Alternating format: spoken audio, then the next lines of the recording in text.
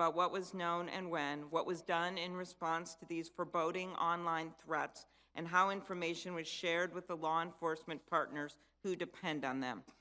We need to also understand why, with all the information that was available, the decision to reinforce local police with the National Guard was not made ahead of time.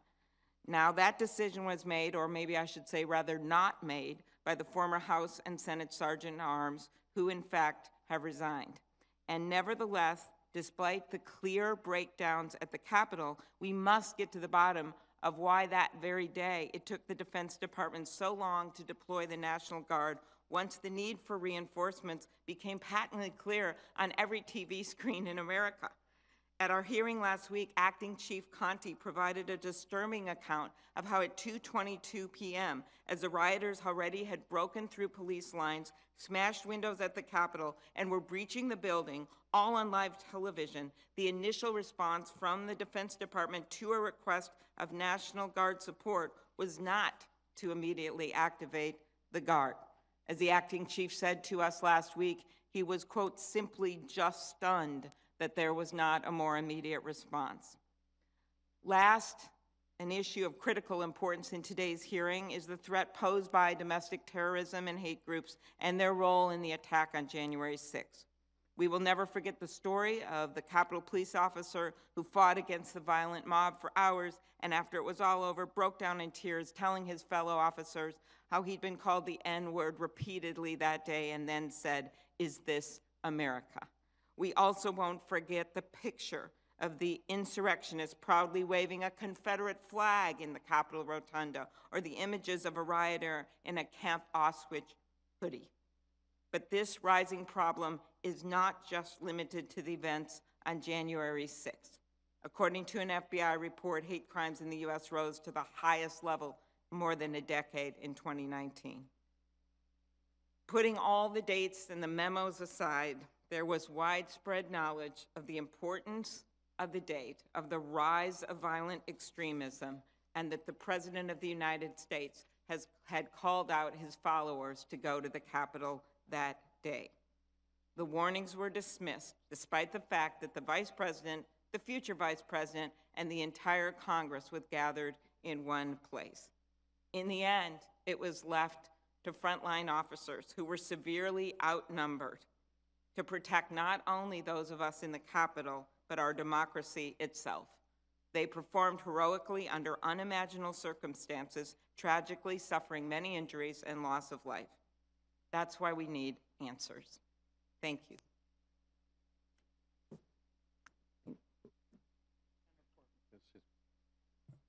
Thank you, Senator Klobuchar and Senator Peters, Ranking Member Blunt, for the way you all have approached this process.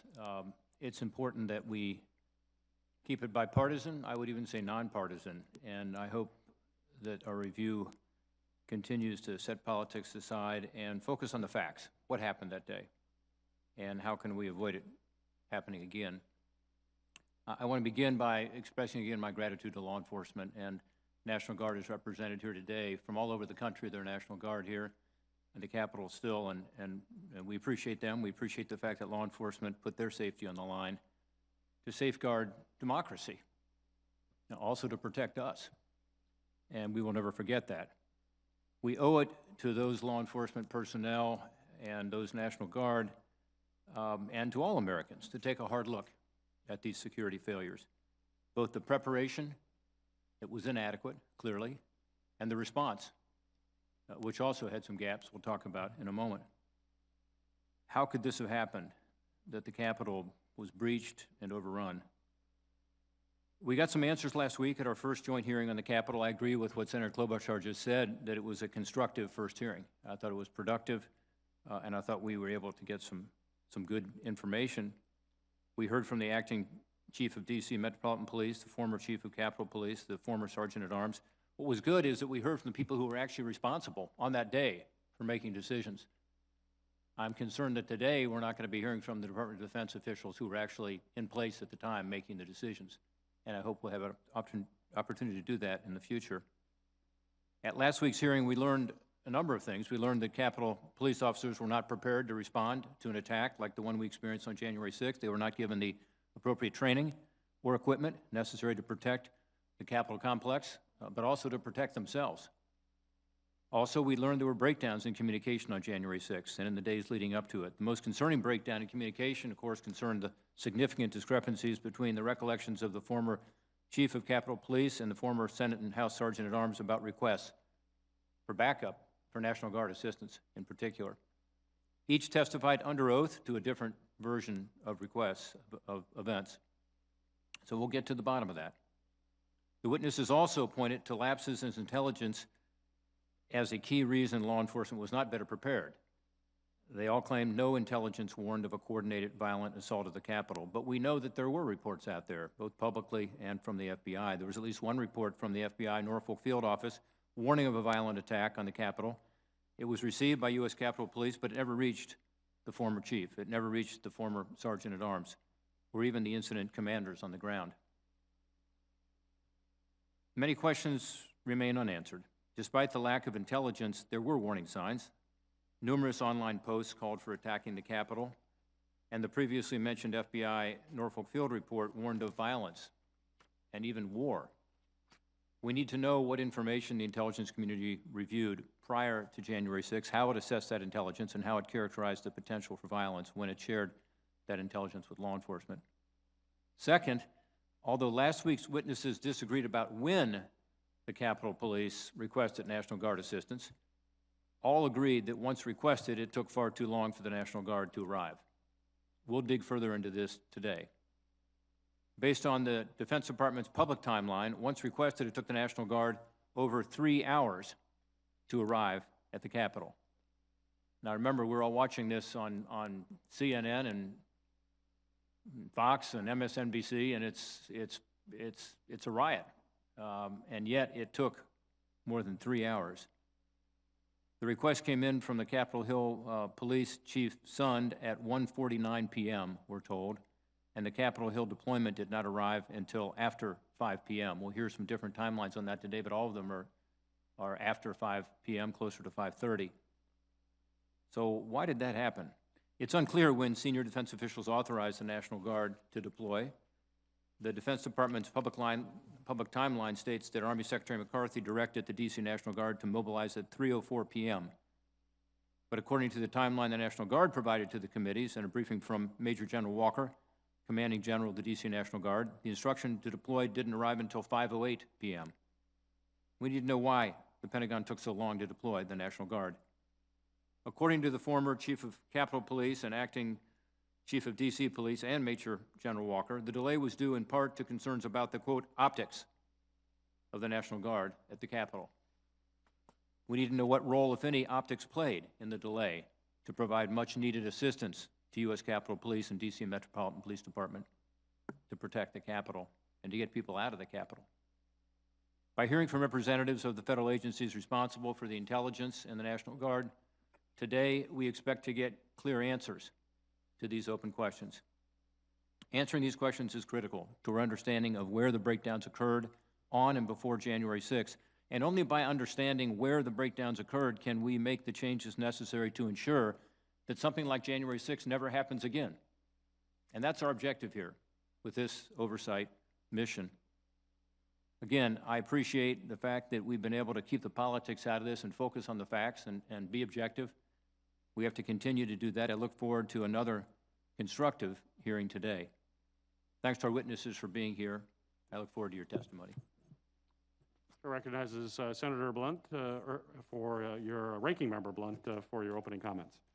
Thank you, Chairman Peters, and thanks to Chairwoman Klobuchar. I join my good friend Senator Portman with my appreciation for where we've headed with this so far, and my hope that we continue to look at the facts and see where the facts lead us in as much of a nonpartisan way as you can do in an institution like the United States Senate. I'm glad to join my colleagues for today's hearing to learn more about the decisions and the actions of federal agencies on January the 6th.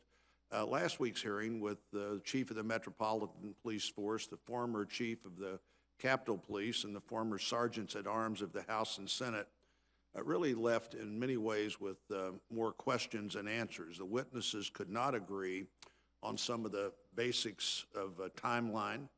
I believe we learned at that hearing that the structure and the practice of the Capitol Police Board, which I previously questioned, in fact asked for a GAO study that was issued in 2017, just simply delayed the response and proved to be ill-suited for an emergency on the 6th. Today, I hope to learn if the failure of Capitol security leaders were compounded by officials at the Department of Defense who did not act quickly enough to take the situation seriously enough. I also hope to explore if the failure to alert the leadership of the U.S. Capitol Police or the Metropolitan Police Department of the FBI's Norfolk Situation Information Report, which warned of, quote, war, end quotes, at the Capitol. And I understand that that information was raw and unverified, but should it make us consider changes in the information sharing process that we pursue in this structure? All of the agencies participating in these hearings at the most fundamental level exist to uphold and protect the rights of Americans and to protect our form of government. January 6th revealed weaknesses in our intelligence agencies, our law enforcement agencies, and elements of defense agencies. It would be a mistake for the leadership of those agencies to think it was only a failure of the U.S. Capitol Police leadership or the Capitol Police Board that produced the terrible result we saw that day. I look forward to the testimony of our witnesses, and again, thanks for holding this hearing, Chairman Peters.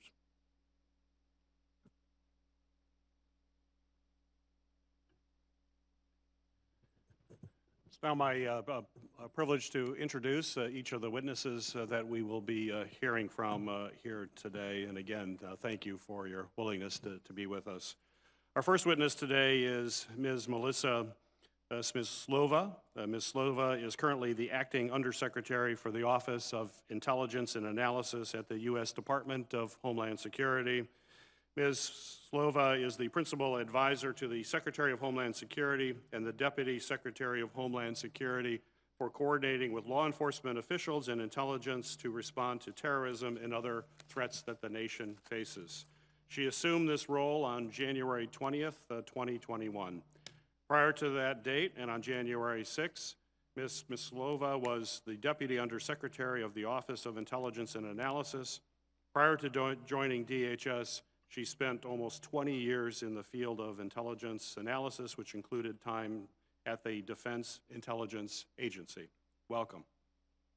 Our second witness is Ms. Jill Sanborn.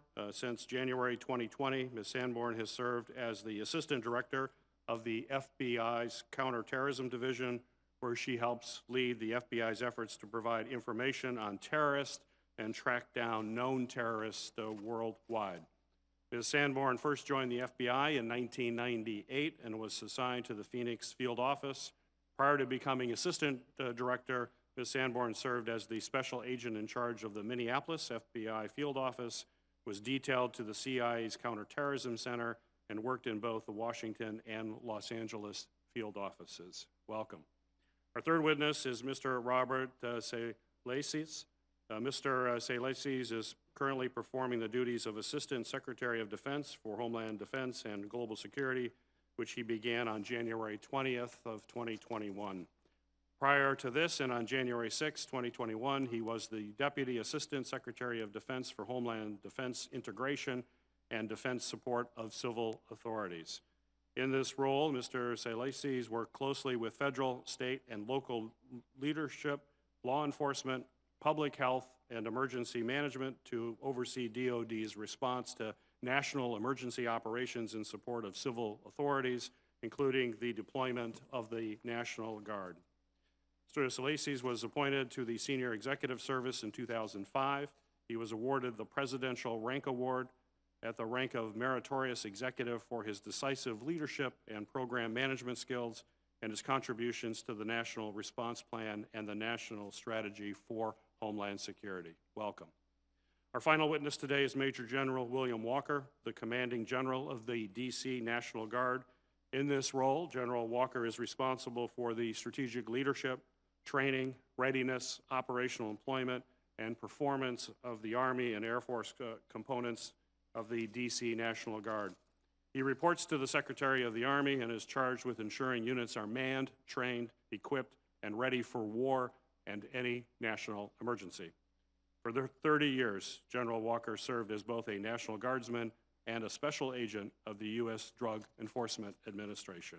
Welcome, General. Chairman Klobuchar, those are our witnesses for today. Thank you. Thank you, Chairman Peters. If the witnesses could now please stand and raise your right hand.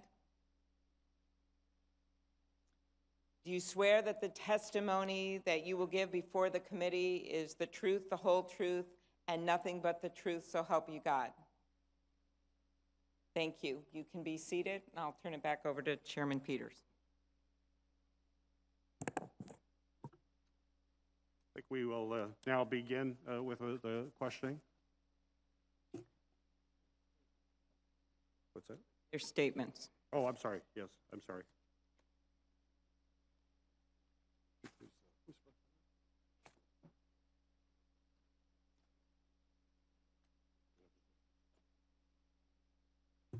Ms. Salesi, I think you are first for your opening statement. Thank you, Chairman. Chairman Peters, Chairwoman Klobuchar, Ranking Members Portman and Blunt, distinguished members of the committee, thank you for the opportunity to testify before you today on the Department of Defense's support of civilian law enforcement agencies in securing the U.S. Capitol on January 6, 2021. One of DoD's missions is to support civil authorities, including civilian law enforcement organizations. DoD frequently provides this support during planned major events, like the presidential inauguration and the State of the Union addresses. Due to the unique nature of the District of Columbia, in which numerous governmental organizations exercise a range of jurisdictional authorities, ensuring safety and security is the responsibility of the D.C. government, the Secret Service, the Park Police, the Marshal Service, the Capitol Police, the Federal Protective Service, and other civilian law enforcement organizations. DoD provides support to these civilian law enforcement agencies when requested based on their assessment of the support required. Prior to the attack of January 6, DoD worked closely with federal law enforcement, D.C. government partners to determine if they anticipated a need for any DoD or D.C. National Guard support related to the planned protests. On 31 December, the commanding general of D.C. National Guard received a letter from the D.C. government requesting National Guard support for the D.C. Metro Police at 30 traffic control points and 6 metro stations, and to make available the D.C. National Guard Civil Support Team to support the D.C. Fire and Emergency Services. Over the weekend of January 2nd and 3rd, my staff contacted the Secret Service, the Park Police, the Marshal Service, the FBI, the Capitol Police, to determine if they plan to request DoD assistance. None of these law enforcement agencies indicated a need for DoD or D.C. National Guard support. After consultation with the Department of Justice, the Acting Secretary of Defense approved the D.C. government request for National Guard personnel to support 30 traffic control points and 6 metro stations from January 5th to the 6th. The Acting Secretary also authorized a 40-person quick reaction force to be readied at Joint Base Andrews. On January 5th, the Acting Secretary of Defense and the Secretary of the Army received a letter from the Mayor of D.C. stating MPD is prepared and coordinated with its federal partners, namely the Park Police, the Capitol Police, and the Secret Service. Based on these communications with federal and local civilian authorities, DoD determined that no additional military support was required on January 5th and 6th. DoD has detailed the events of 6 January 2021 in a memorandum published on defense.gov. I will provide a summary of those key events. After the U.S. Capitol Police ordered the evacuation of the Capitol complex, the Secretary of the Army and the Commanding General of the D.C. National Guard received calls shortly before 2 p.m. from the Mayor of D.C. and the Capitol Police Chief, respectively. At approximately 2:30 p.m., the Secretary of the Army met with the Acting Secretary of Defense and other senior leaders of the Defense Department. After this meeting, the Acting Secretary of Defense determined that all available forces of the D.C. National Guard were required to reinforce the D.C. Metropolitan Police and the U.S. Capitol Police, and ordered the full mobilization of the D.C. National Guard at 3:04 p.m. During this period, Major General Walker, the Commanding General of the D.C. National Guard, recalled and made ready the D.C. National Guard forces at the National Guard Armory for deployment to the Capitol complex. After reviewing the D.C. National Guard's missions, equipping, and responsibilities to be performed at the Capitol complex in support of the Metropolitan Police and Capitol Police, and conferring with the D.C. Metropolitan Police at their headquarters at 4:10 p.m., the Secretary of the Army received the Acting Secretary of Defense's approval at 4:32 and ordered the D.C. National Guard forces to depart the Armory for the Capitol complex. DoD continued to deploy National Guard forces through the evening to support the U.S. Capitol.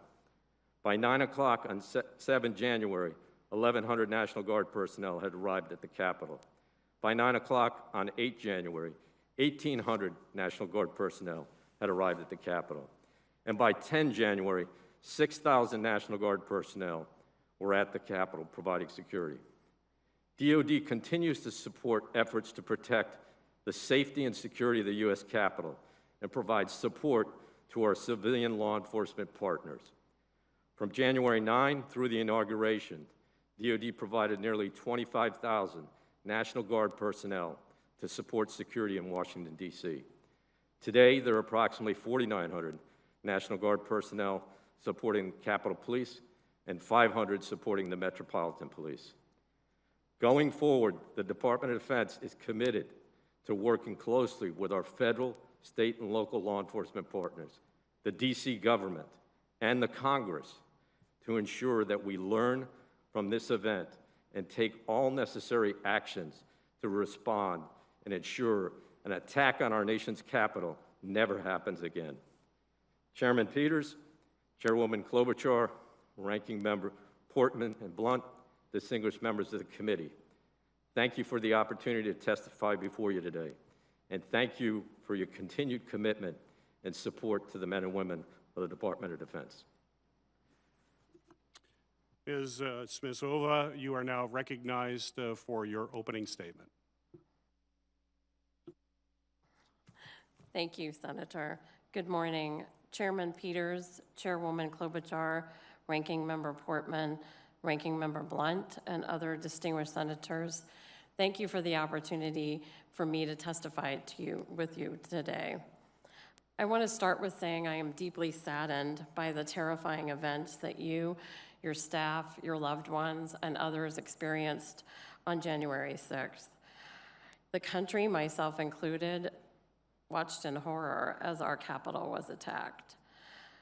I am here today as the Acting Undersecretary for the Office of Intelligence and Analysis, INA, at DHS.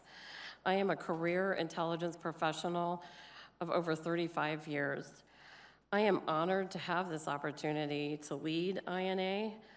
I have great faith in the workforce and in our mission, which is to focus on a range of homeland threats, including domestic terrorism, and ensuring that our partners across state, local, private sector have the information they need. Before I summarize the actions my office took before January 6th, I do want to say I'm deeply concerned that despite our best efforts, they did not lead to an operational response to prepare and defend the U.S. Capitol. Throughout the 2020 election period and the presidential transition, INA produced numerous strategic assessments about the potential for election-related violence from domestic violent extremists. In 15 unclassified assessments, INA discussed the heightened threat environment and the potential for domestic violent extremists to mobilize quickly and attack large gatherings or government buildings. These products were intended to increase awareness about the volatile threat environment and enhance both policy and operational planning. They were shared broadly with all levels of government, law enforcement partners, critical infrastructure, including through fusion centers nationwide. I will highlight a few products and engagements. In August, INA published an assessment on physical threats stemming from the 2020 election, in which we assessed ideologically motivated violent extremists and other violent actors could quickly mobilize to threaten or engage in violence against election or campaign-related targets in response to perceived partisan and policy-based grievances. In October, DHS released its first publicly available Homeland Threat Assessment, which stated racially and ethnically motivated violent extremists, specifically white supremacists, would remain the most persistent and lethal threat in the homeland. The assessment also emphasized the breadth of the domestic violent extremist threat, including the heightened threats from election-related violence. A week before the attack, on December 30th, INA co-authored an intelligence product with the FBI and the National Counterterrorism Center, highlighting persistent threats to government facilities and law enforcement, noting the perceptions of the outcome of the election could mobilize some extremists to commit violence in the coming months. Additionally, INA proactively conducted briefings and stakeholder calls before and after the election and leading up to January 6th to share that information. Moving forward, I want to underscore the department is prioritizing combating domestic terrorism. Specifically, in INA, we're working very closely with our DHS colleagues in the Civil Rights, Civil Liberties Office, Privacy Office, and our own Intelligence Oversight Office to carefully examine how we can better address the complex and evolving threat in the manner consistent with the Constitution and U.S. law. My office is committed to developing more expertise on domestic terrorism, improving our analysis of social media to better characterize the threat, and ensuring our assessments are received and understood by key decision makers. Additionally, the department has taken these steps since January 6th. In late January, DHS issued our first National Terrorism Advisory System Bulletin on domestic terrorism. It warned domestic violent extremists may be emboldened to act in the wake of the U.S. Capitol breach. Domestic violent extremists, which span a diverse set of ideological actors, including racially and ethnically motivated extremists, will continue to exploit lawful, constitutionally protected protests and other events to pursue criminal behavior and commit acts of violence.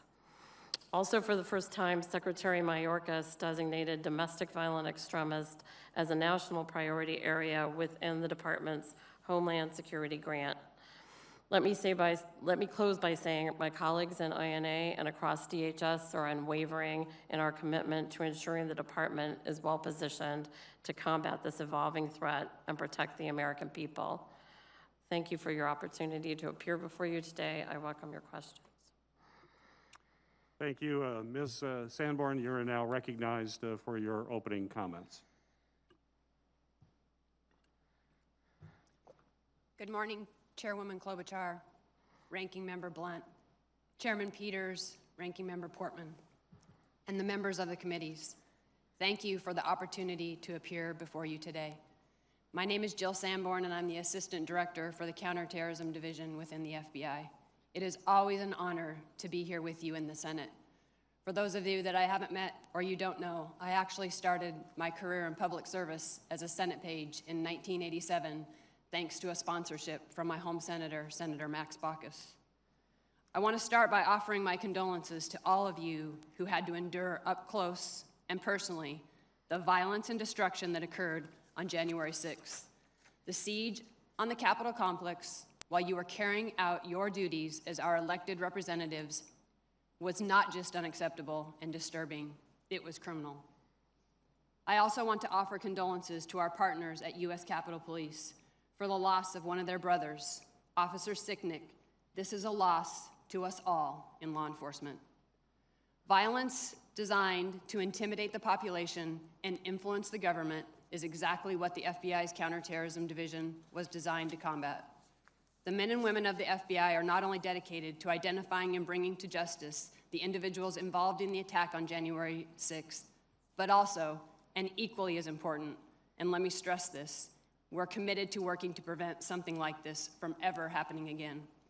Over the last 2 months, Americans, the Americans you represent from across the country, have sent in over 200,000 digital media tips and reported more than 30,000 leads to our National Threat Operations Center. With this support, we have identified hundreds of people involved in the attack and arrested more than 300, with more and more arrests every day. I want to reiterate something the director mentioned to some of your colleagues yesterday. As Americans, we are all victims of this assault. And the American people deserve nothing less than our commitment to see this investigation through and to protect them from acts of violence like this in the future. The FBI's #1 priority is preventing acts of terrorism. The greatest threat we face is the threat posed by lone actors, both domestic violent extremists and what we refer to as the homegrown violent extremists. These actors are especially challenging for law enforcement because by definition, their insular nature makes them particularly difficult to identify and disrupt before they have an opportunity to act. The FBI has been investigating domestic terrorism throughout our organization's history. However, today's threat is different than it was 100 years ago and continues to evolve. Between 2015 and 2020, racially or ethnically motivated violent extremists were responsible for the most lethal domestic terrorism threat. And in fact, 2019 was the most lethal year for domestic violent extremist attacks since the Oklahoma City bombing in 1995. However, in 2020, 3 of the 4 fatal domestic violent extremist attacks were perpetrated by what we call anti-government or anti-authority violent extremists. One of those attacks was perpetrated by an anarchist violent extremist in Portland. And in fact, this was the first fatal anarchist violent extremist attack in over 20 years. 2020 also marked the first year since 2011 that there were no fatal attacks committed by the racially or ethnically motivated violent extremists advocating for the superiority of the white race. I think all of those explain how the threat is persistent and evolving. Looking forward, we assess the domestic violent extremist threat will continue to pose an elevated threat of violence to the U.S. We expect racially or ethnically motivated violent extremists and anti-government, anti-authority violent extremists will very likely pose the greatest domestic terrorism threats throughout 2021, and in fact, leading into 2022. Regardless of the specific perpetrator, the domestic terrorism threat remains persistent, and that is why we must remain focused on countering it. I want to take this opportunity to re-emphasize that the FBI's mission to uphold the Constitution and protect the American people is both dual and simultaneous and not contradictory. One does not come at the expense of the other. That said, when a person crosses the line from expressing beliefs to violating federal law and endangers the communities we serve, we aggressively pursue those threats. Before closing, I want to mention the importance of partnerships in the counterterrorism fight. We simply cannot be successful without them. Our investigations and disruptions rely on these partnerships, and they represent American lives saved in communities around the United States. For instance, in fiscal year 2020 alone, your JTTFs across the United States arrested 235 terrorism subjects. We also continue to expand our partnerships in academia, private sector, and within the communities we serve. This is critical because nearly half of our cases are predicated on tips and leads from the community and our law enforcement partners. We in law enforcement cannot and will not tolerate individuals who use the First Amendment as a guise to incite violence. That's true now, as we work hard to hold those accountable involved in the events on January 6th, just as it was last summer when individuals exploited peaceful protests as cover for their own violence and destruction. When violent extremists utilize explosive devices, attack government facilities and businesses, or target law enforcement officers, the FBI investigates those unlawful acts, regardless of the underlying ideological motivation. At the FBI, we work every threat with the same level of rigor and dedication, and that's what I hope you take away from my testimony today. Thank you again for an opportunity to talk with you about the hard work our folks and our partners are doing every day to keep the country safe. We are grateful for the support that you have provided and continue to provide the men and women of the FBI. I look forward to answering any of the questions you may have. Thank you. General Walker, you are now recognized for your opening statement. Good morning, Chairman Peters, Chairwoman Klobuchar, Ranking Members Portman and Blunt, and members of the committees. I am Major General William Walker, the Commanding General for the District of Columbia National Guard, affectionately known as Capitol Guardians. I appreciate the opportunity to appear before you today to discuss the events of January 6th, a dark chapter in our nation's history. I was personally sickened by the violence and destruction I witnessed that fateful day, and the physical and mental harm that came to U.S. Capitol Police officers and Metropolitan Police Department officers, some of whom I met with later that evening, and I could see the injuries that they sustained. It is my hope that my recollection of the events and my presentation of the facts as I know them will help your committees in its investigation and prevent such tragic events from ever occurring again. First, I think it's critical to understand what the District of Columbia National Guard mission was on January 6th to include the civilian agency we were supporting, and our requests for support of other civilian authorities were handled. On December 31st, 2020, the District of Columbia National Guard received written requests from the District of Columbia Mayor, Muriel Bowser, and her Director of Homeland Security and Emergency Management, Dr. Christopher Rodriguez. The request sought National Guard support for traffic control and crowd management for planned demonstrations in the district from January 5th through January 6, 2021. After conducting mission analysis to support the district's request, I sent a letter to the Secretary of the Army, Ryan McCarthy, on January 1st requesting his approval. I received that approval in a letter dated January 5th, granting support to the Metropolitan Police Department with a 320 Guardsmen personnel to include a 40 personnel quick reaction force. The District of Columbia National Guard provides support to the Metropolitan Police Department, the United States Park Police, the United States Secret Service, and other federal and district law enforcement agencies in response to planned rallies, marches, protests, and other large-scale First Amendment activity on a routine basis. A standard component of such support is the stand-up of an off-site quick reaction force, an element of Guardsmen held in reserve with civil disturbance response equipment, helmets, shields, batons, etc. They are postured to quickly respond to an urgent and immediate need for assistance by civil authorities. The Secretary of the Army's January 5th letter to me withheld that authority for me to employ a quick reaction force. Additionally, the Secretary of the Army's memorandum to me required that a concept of operation be submitted to him before the employment of a quick reaction force. I found that requirement to be unusual, as was the requirement to seek approval to move Guardsmen supporting the Metropolitan Police Department to move from one traffic control point to another.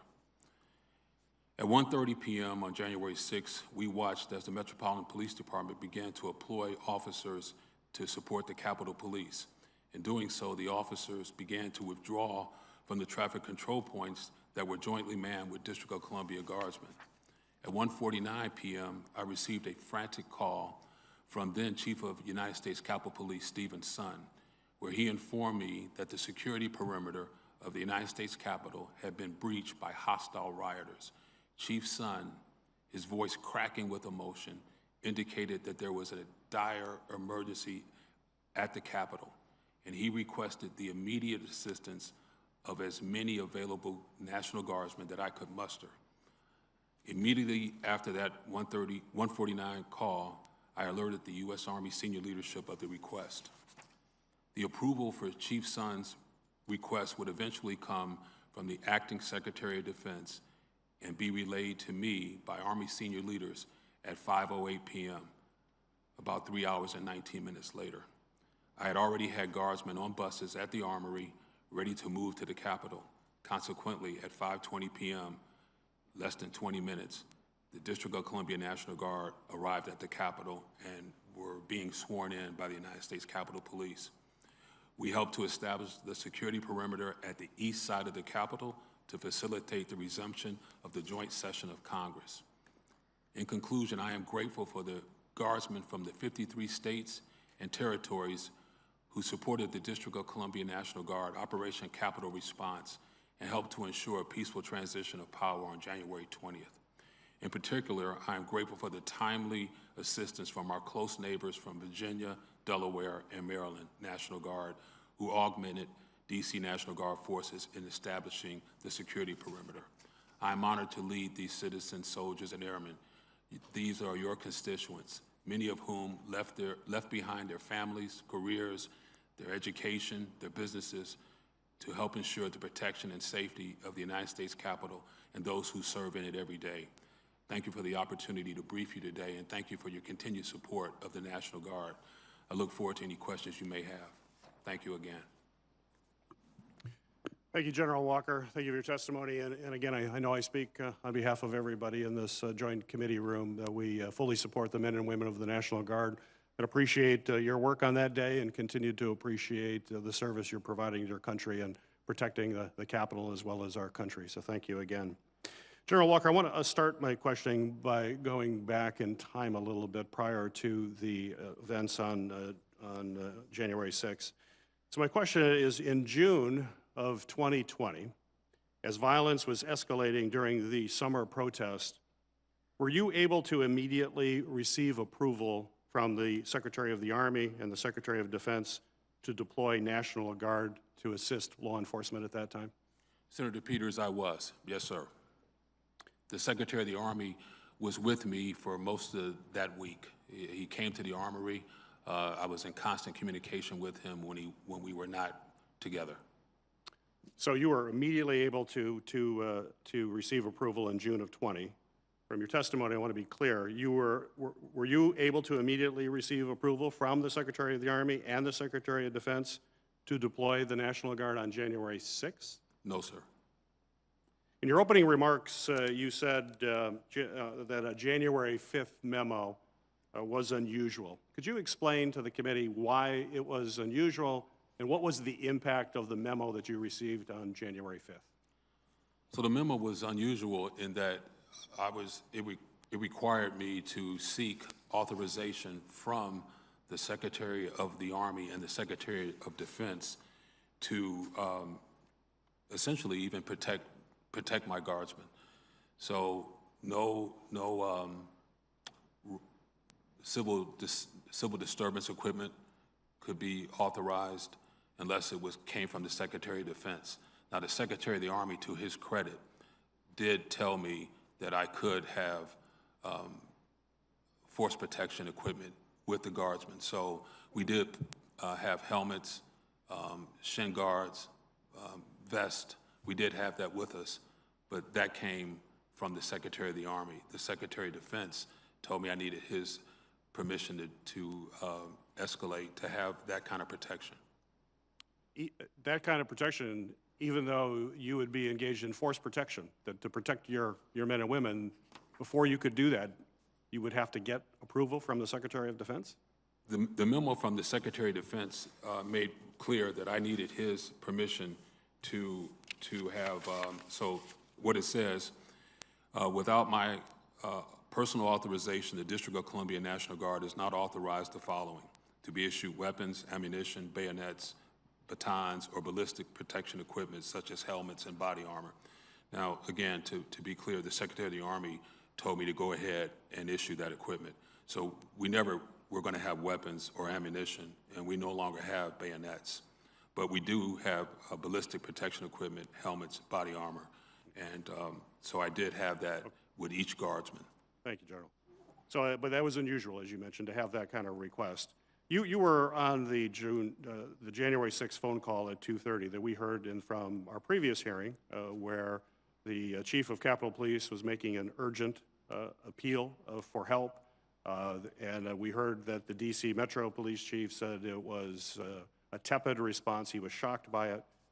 What happened on that call? What was your recollection of the call, and were the assessment of the two individuals I mentioned, was that your assessment as well?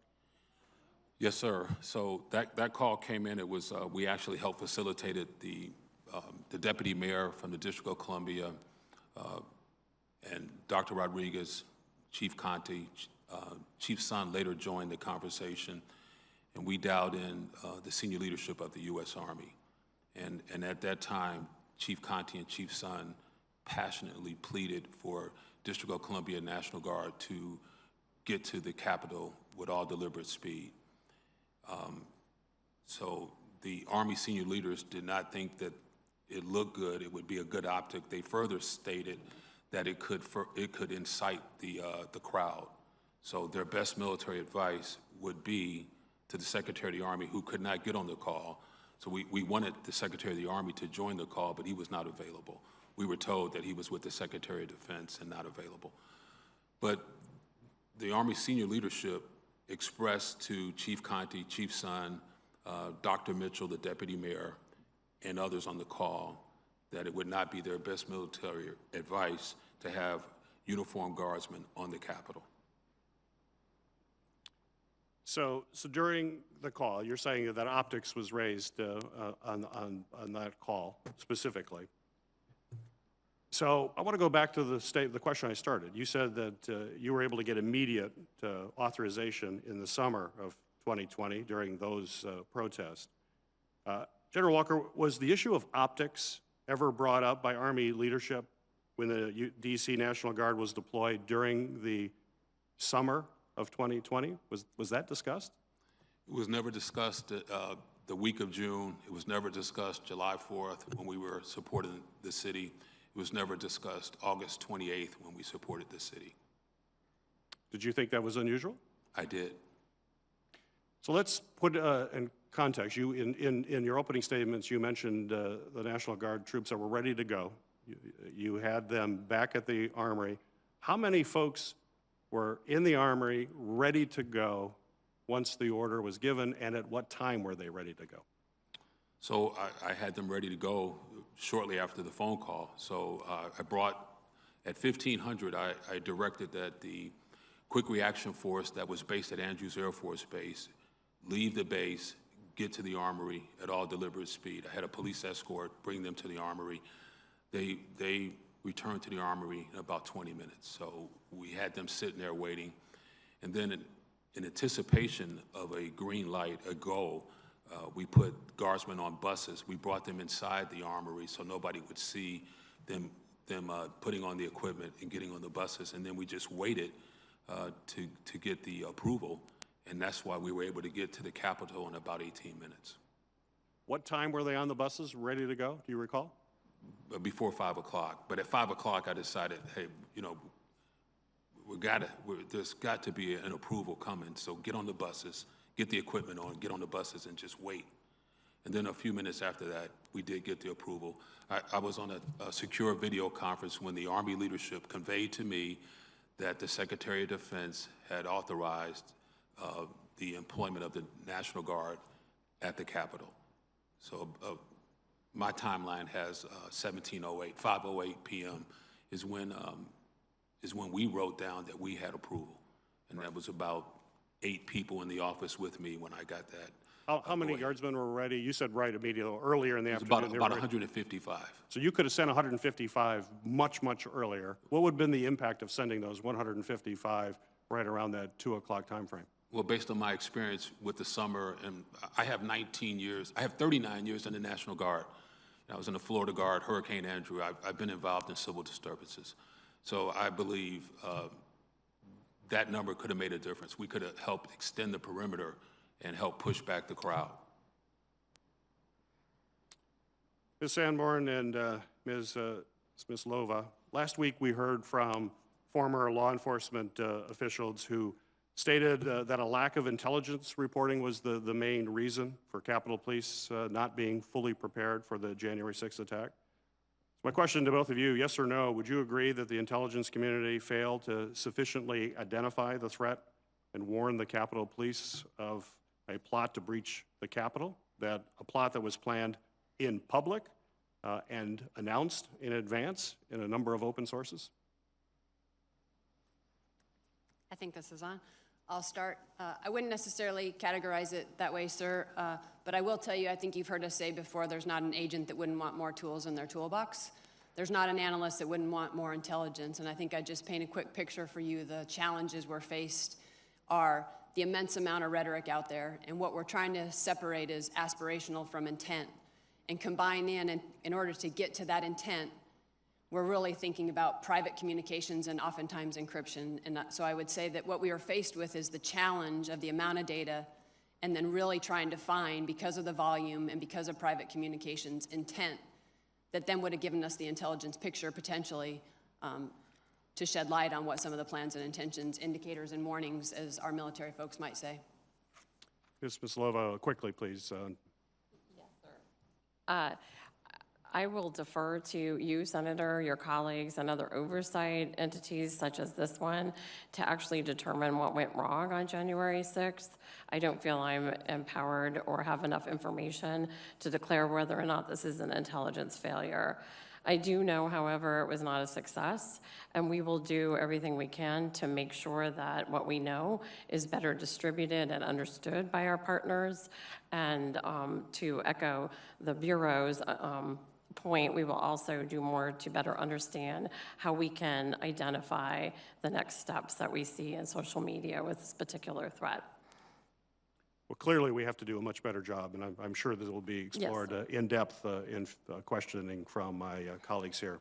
Chairwoman Klobuchar. Thank you very much, Chairman.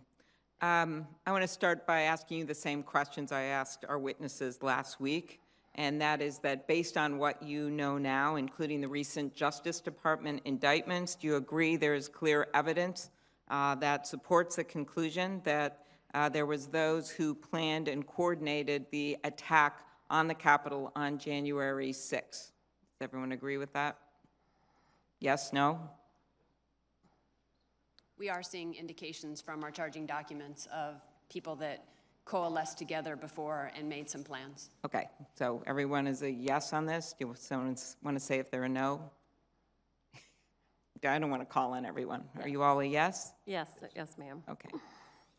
Okay. Then would you agree that it involved white supremacists and extremist groups, the planning? Is everyone a yes on that? Ma'am, I'd just say that we're seeing a wide range of involvement and still a lot left to be identified, right? A lot of these No, does it involve white supremacists, and that's what I'm asking? Some. Extremist group. Some. And was the event not planned by Antifa? At this point, we have not identified a specific individual that we've charged associating or self-identifying with Antifa. Okay, thank you. And would you all agree that what happened was a highly dangerous situation that had the potential to be much worse if it wasn't for the heroic actions of the frontline officers? Yes. Okay, Yes. thank you. All right. General Walker, I'm going to start with you. I wasn't going to start here, but I am after what I just heard. So Chief Conte had said that he was stunned at the response from the Department of the Army when former Police Chief Sund requested assistance from the Guard. What's your reaction to what Conte said? Were you frustrated on that call as well? Yes, I was. Senator Klobuchar, I was frustrated.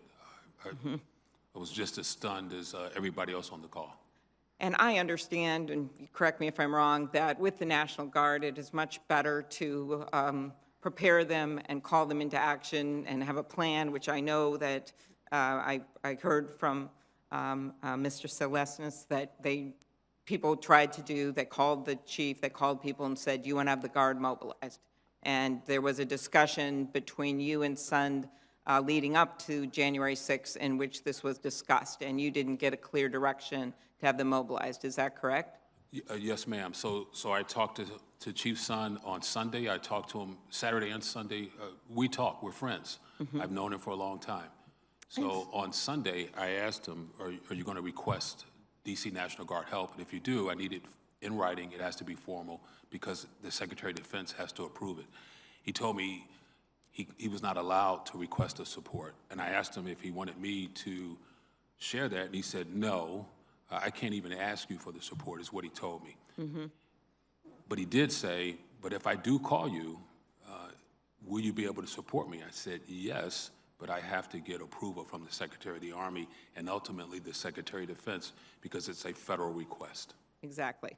And so as we've heard from Chief Sund last week, he had been denied by the Sergeant at Arms, and that's a subject for last week. But the subject for today is, given all that, and we know we would have been in much better shape if they'd been called in ahead and if he'd had authority, but now we're to the day, and it is 2:22, and you are on the phone with them, and you're asking for this authorization, which you felt it was unusual to get, is that right?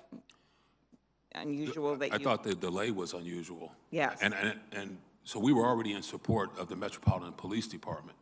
And when the Metropolitan Police Department left the traffic control points, what I wanted to do was take those guardsmen and move them to the Capitol immediately. And my logic was we were still in direct support. We would have been in support of the Metropolitan Police Department, who was supporting the United States Capitol Police at that point.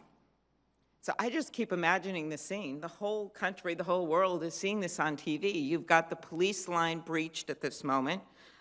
You have smashed windows. You have insurrectionists going through the police lines. You are on the phone.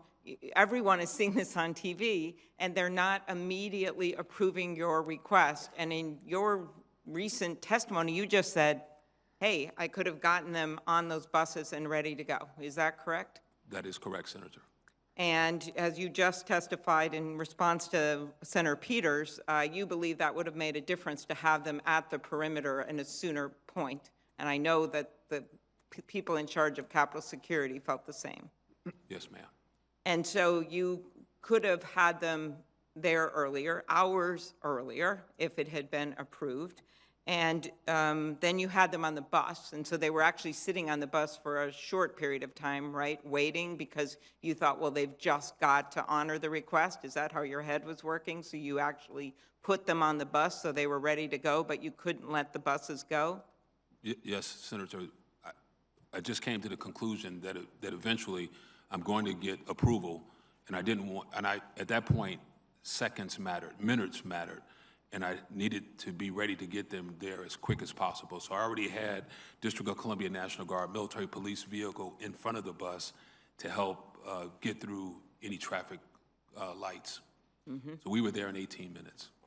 I arrived at 17:20. Okay.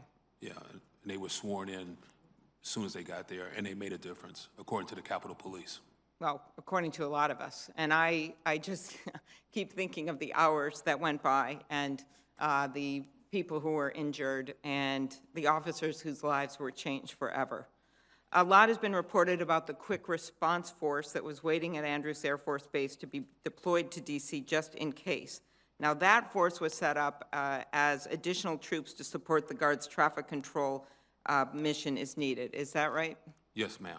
And the quick response force couldn't be deployed to the Capitol immediately once the violence began because they were not outfitted for riot control. Is that right? No, ma'am. They were outfitted. So Yep. The quick reaction force was District of Columbia Air National Guard Security Forces Squadron.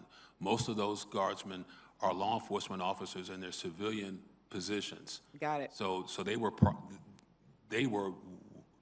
ready to go, and they were outfitted with all the equipment that they needed. And they were out at Andrews. They were at Andrews. And I just took it upon myself to move them without permission. I just moved them to the armory so they would be closer as well.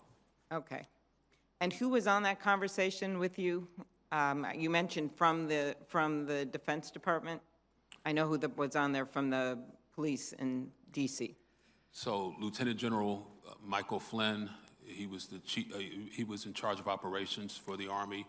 The director of the Army staff was on the phone, was on the call. Lieutenant General Pyatt.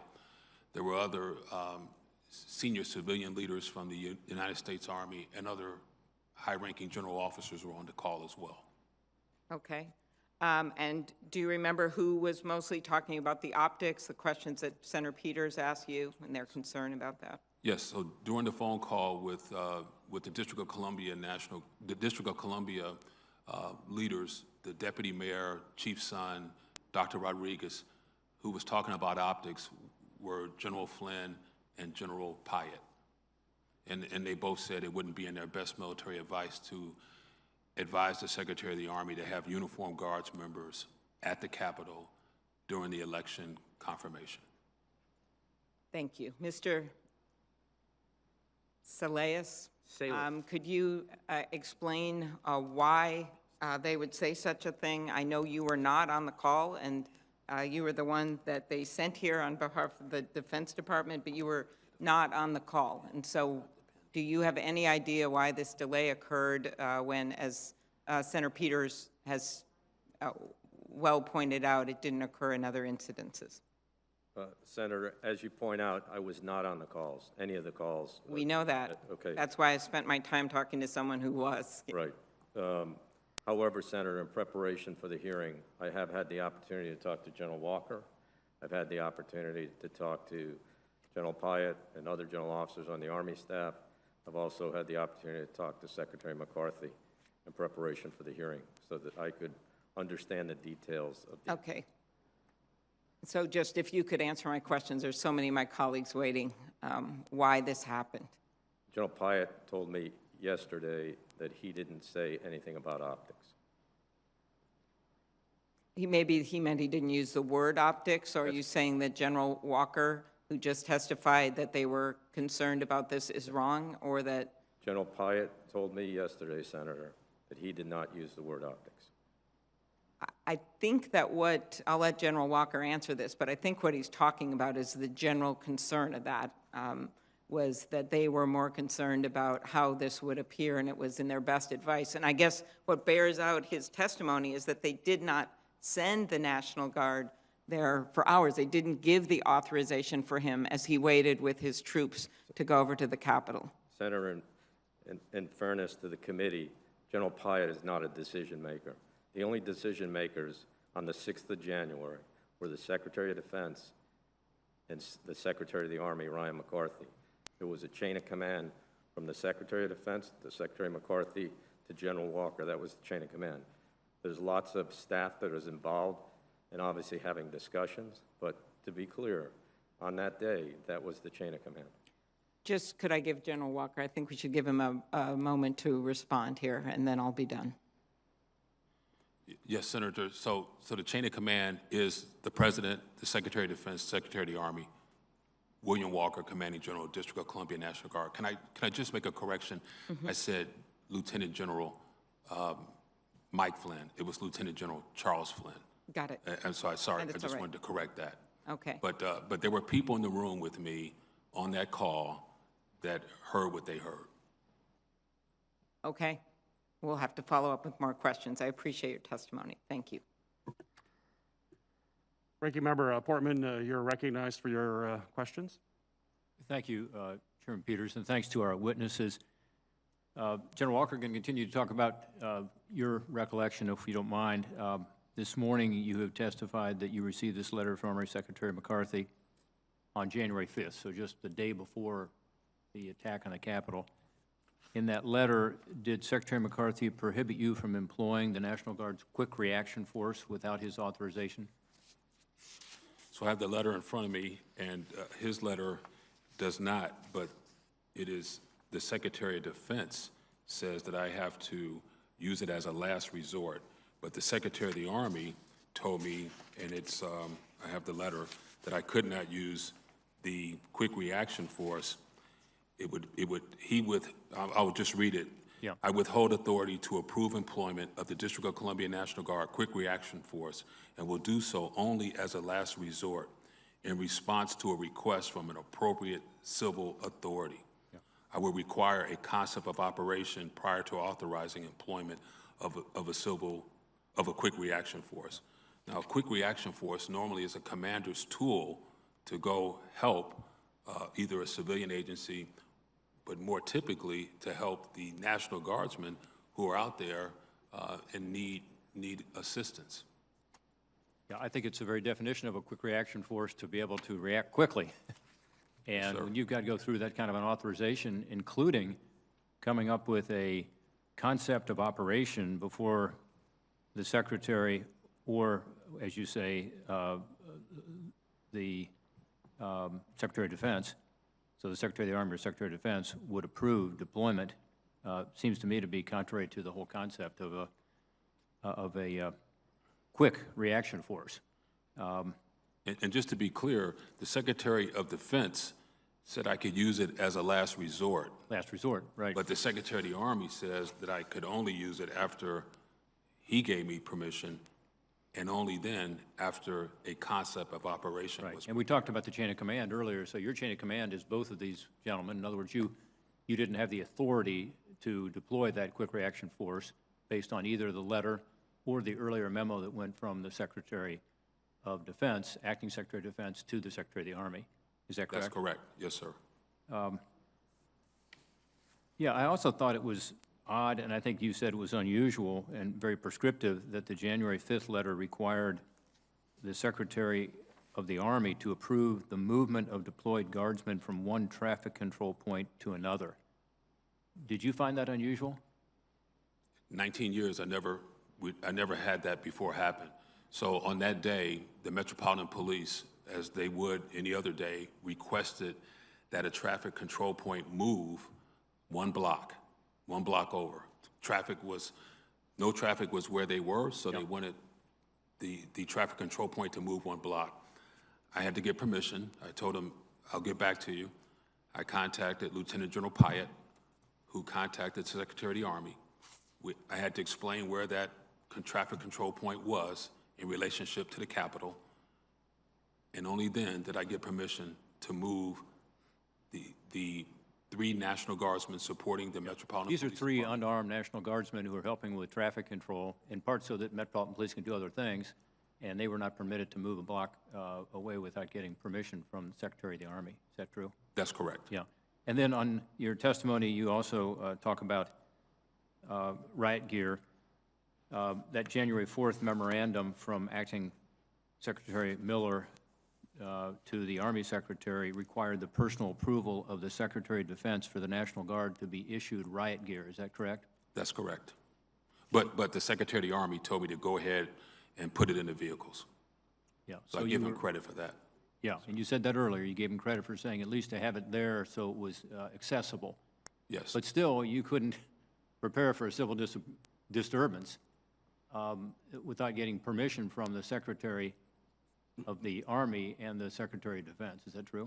Normally for a safety and force protection matter, a commander would be able to authorize his guardsmen to protect themselves with helmet and protective equipment.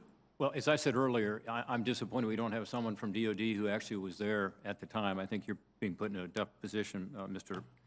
Salasas. But, Mr. Salasas, I have to ask you, why did the Department of Defense impose these restrictions on General Walker's control of the National Guard on January 6th?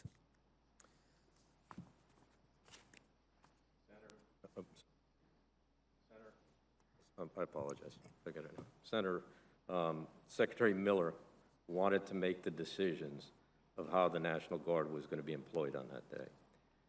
As you recall, Senator, the spring events, there was a number of things that happened during those events that Secretary Miller, as the acting secretary. Yeah, well, clearly he wanted to. The question is why and how unusual. Don't you think that's unusual based on your experience at DOD?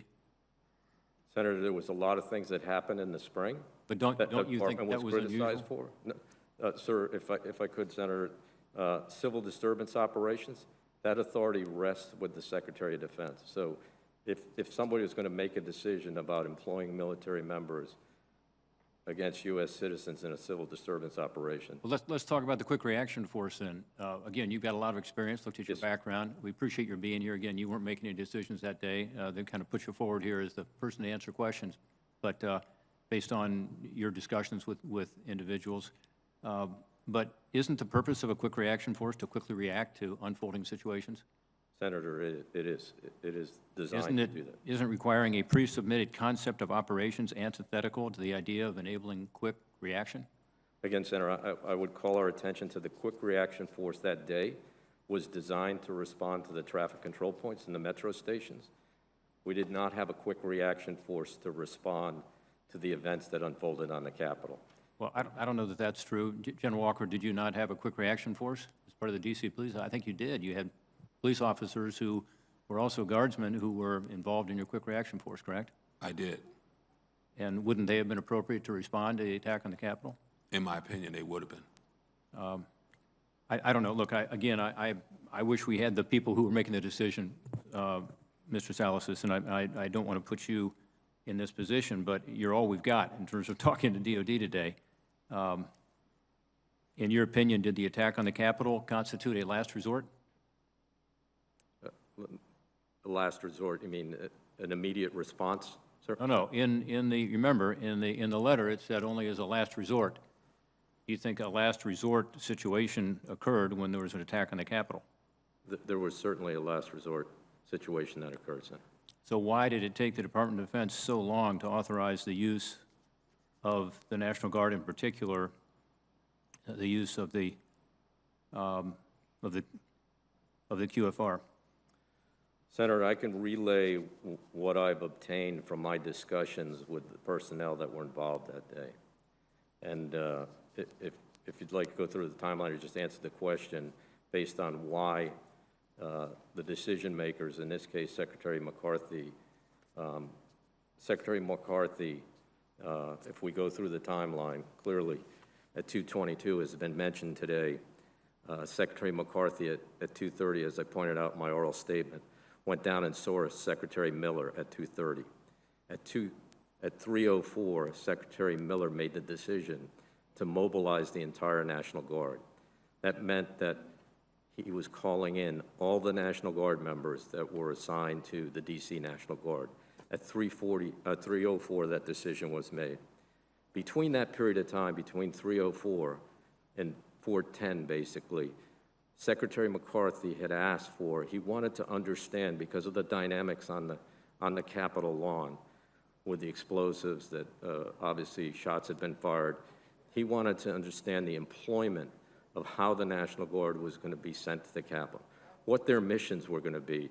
Were they going to be clearing buildings? Would they be doing perimeter security? How would they be equipped? He wanted to understand how they were going to be armed, because obviously shots had been fired.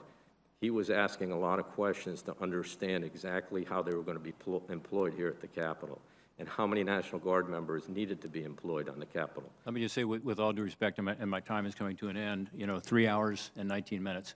3 hours and 19 minutes from the first call, plea, really, with his voice cracking with emotion, as the Major General said. You have Chief of Police, son, saying, help, we need help, now, 3 hours and 19 minutes. And that can't happen again. Do you agree with that? Senator, I do. Thank you. Very good. Ranking Member Blunt. Thank you, Chairwoman. General Walker, if the restrictions on your authorities hadn't been put in place by DOD, what would you have done when Chief Sun called you at 1:49 on January 6th with an urgent request for National Guard assistance? I would have immediately pulled all the guardsmen that were supporting the Metropolitan Police Department. They had the gear in the vehicles. I would have had them assemble in the armory and then get on buses and go straight to the armory and report to the most ranking Capitol Police officer they saw and take direction. And further, just let me add this. So one of my lieutenant colonels on his own initiative went to the Capitol anticipating that we were going to be called. So he would have been there, and he met with Deputy Chief Carroll of the Metropolitan Police Department, who asked him, where is the National Guard? How come they're not here? And this colonel said, well, I'm sure they're coming, and I'm here to scout out where they're going to be when they get here. So that was the plan. I would have sent them there immediately. As soon as I hung up, my next call would have been to my subordinate commanders, get every single guardsman in this building and everybody that's helping the Metropolitan Police, remission them to the Capitol without delay. And how quickly do you think you could have had people here? I think you said a minute ago that the Guard had moved from Andrews to the Armory here by 3:30, is that right? Yes, sir. And how quickly was the colonel here that was He came with the police, so. So he was here immediately. Yes, sir. Yes, sir. He was here immediately. When the Metropolitan Police left some of the traffic control points, my colonel left with them and came straight to the Capitol, anticipating that that's where the fire was and that fire needed to be put out. Well, there certainly was concern here immediately. In fact, yesterday I saw a message that I sent Mr. Elder, who was the director of the Rules Committee for me when I was chairman at the time, and the quote on that message, that text message was, "Could this information about the Defense Department and the National Guard possibly be true?" That's 309, already wondering where Senator Klobuchar and I and other senators were. Could it possibly be true that the Defense Department was not sending the Guard immediately? Mr. Salasys, on the January 5th letter, that's described as Secretary McCarthy relaying new restrictions from the acting Secretary of the Defense, Christopher Miller. Would that be accurate? Would those be new instructions? And do you agree that General Walker had more flexibility before those instructions than he did after? I think that's a yes or no. Do you agree he had more flexibility before those instructions than he did after? That would be one question. And two, would it be fair to say those were new instructions or not? Sir, Senator, General Walker, in fairness to him, can't respond to a civil disturbance operation without the authority of the Secretary of Defense.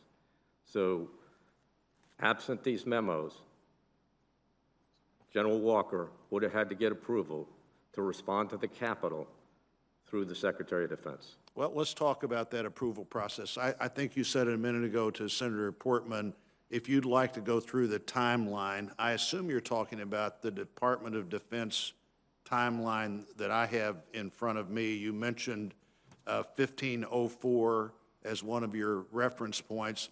At 1519 or 319, that timeline says the Secretary of the Army phone call with Senator Schumer and Speaker Pelosi about the nature of Mayor Bowser's request. Secretary of the Army explains acting Secretary of Defense already approved full DC NG, full DC National Guard mobilization. Would that be right as of 319? That would be accurate, but if I could clarify what mobilization is. Let me go one step further, and I'll let you do that. At 1526, 326, Secretary of the Army phone call with Mayor Bowser and Metropolitan Police Chief relays that there is no denial of their request and conveys Assistant Secretary or Acting Secretary of Defense approval of the activation of full National Guard. So on your timeline, within 7 minutes, one is mobilization, the other is activation. Go ahead and explain what those two things mean. So, Senator, those words are being used interchangeably. What Secretary Miller did at 1504 on 6 January was authorize the mobilization or activation of the National Guard, the DC National Guard. All that does, sir, is provide for the National Guard to be called in from wherever their homes are to come to the Armory. That's what the mobilization activation order was. I wonder if that's what I wonder if that's what Senator Schumer and Speaker Pelosi thought it meant. Now, you can't answer that, only they could. And I also wonder if that's what Mayor Bowser thought it meant when they were told at 319 and 326 that the Guard has been mobilized and the Guard was being activated. I don't expect you to be able to answer what they thought. I know I would have assumed that that meant the Guard was on the way unless I was specifically told, well, they're mobilized, but they really won't be there until we make a decision hours later. At 4:32, the Acting Secretary of Defense provides verbal authorization to remission DC National Guard to conduct perimeter and clearance operations. So that's 4:32. That's an hour and 10 or so minutes later. Is that the moment when the Guard was told they could move forward? Yes, Senator, it is. Do you agree with that, General Walker? No, sir. So I didn't get approval until a little bit after 5, and I got that from the Secretary of the Army. It was relayed to me. I never talked to Secretary of Defense Miller, and I didn't talk to the Secretary of the Army. Army senior leaders told me at about 17:08, 5:08 p.m. that the Secretary of Defense has authorized our approval to support the Capitol. So, Senator, if I could, in fairness to General Walker, too, that's when the Secretary of Defense made the decision at 4:32. As General Walker has pointed out, because I've seen all the timelines, he was not told that till 5:08. That's what. How is that possible, Mr. Salazar? Do you think that the decision in the moment we were in was made at 4:32, and the person that had to be told wasn't told for more than half an hour after the decision was made? Senator, I think that's an issue. There was decisions that were being made, there was communications that needed to take place, and then there was actions that had to be taken. All of that was happening at simultaneous times by different individuals, and I think that part of the challenge is that some of the delayed communications probably put some of the challenges that we had that day. Well, I would think so. If you have to have the communication before General Walker and the National Guard can take the action, and the communication doesn't occur for over half an hour, it's a significant problem for the future if we don't figure out how the decision, the communication, and the action all happen as nearly to the same time as they possibly can. I agree, Thank you, Senator. Chairwoman. Thank you very much. Senator Hassan. Well, thank you very much, Chairwoman Klobuchar and Chair Peters and our ranking members Blunt and Portman for this hearing. And I want to thank all of our witnesses for being here today, and I want to thank you all for your service to our country. I want to start with a question for Ms. Myslova, please.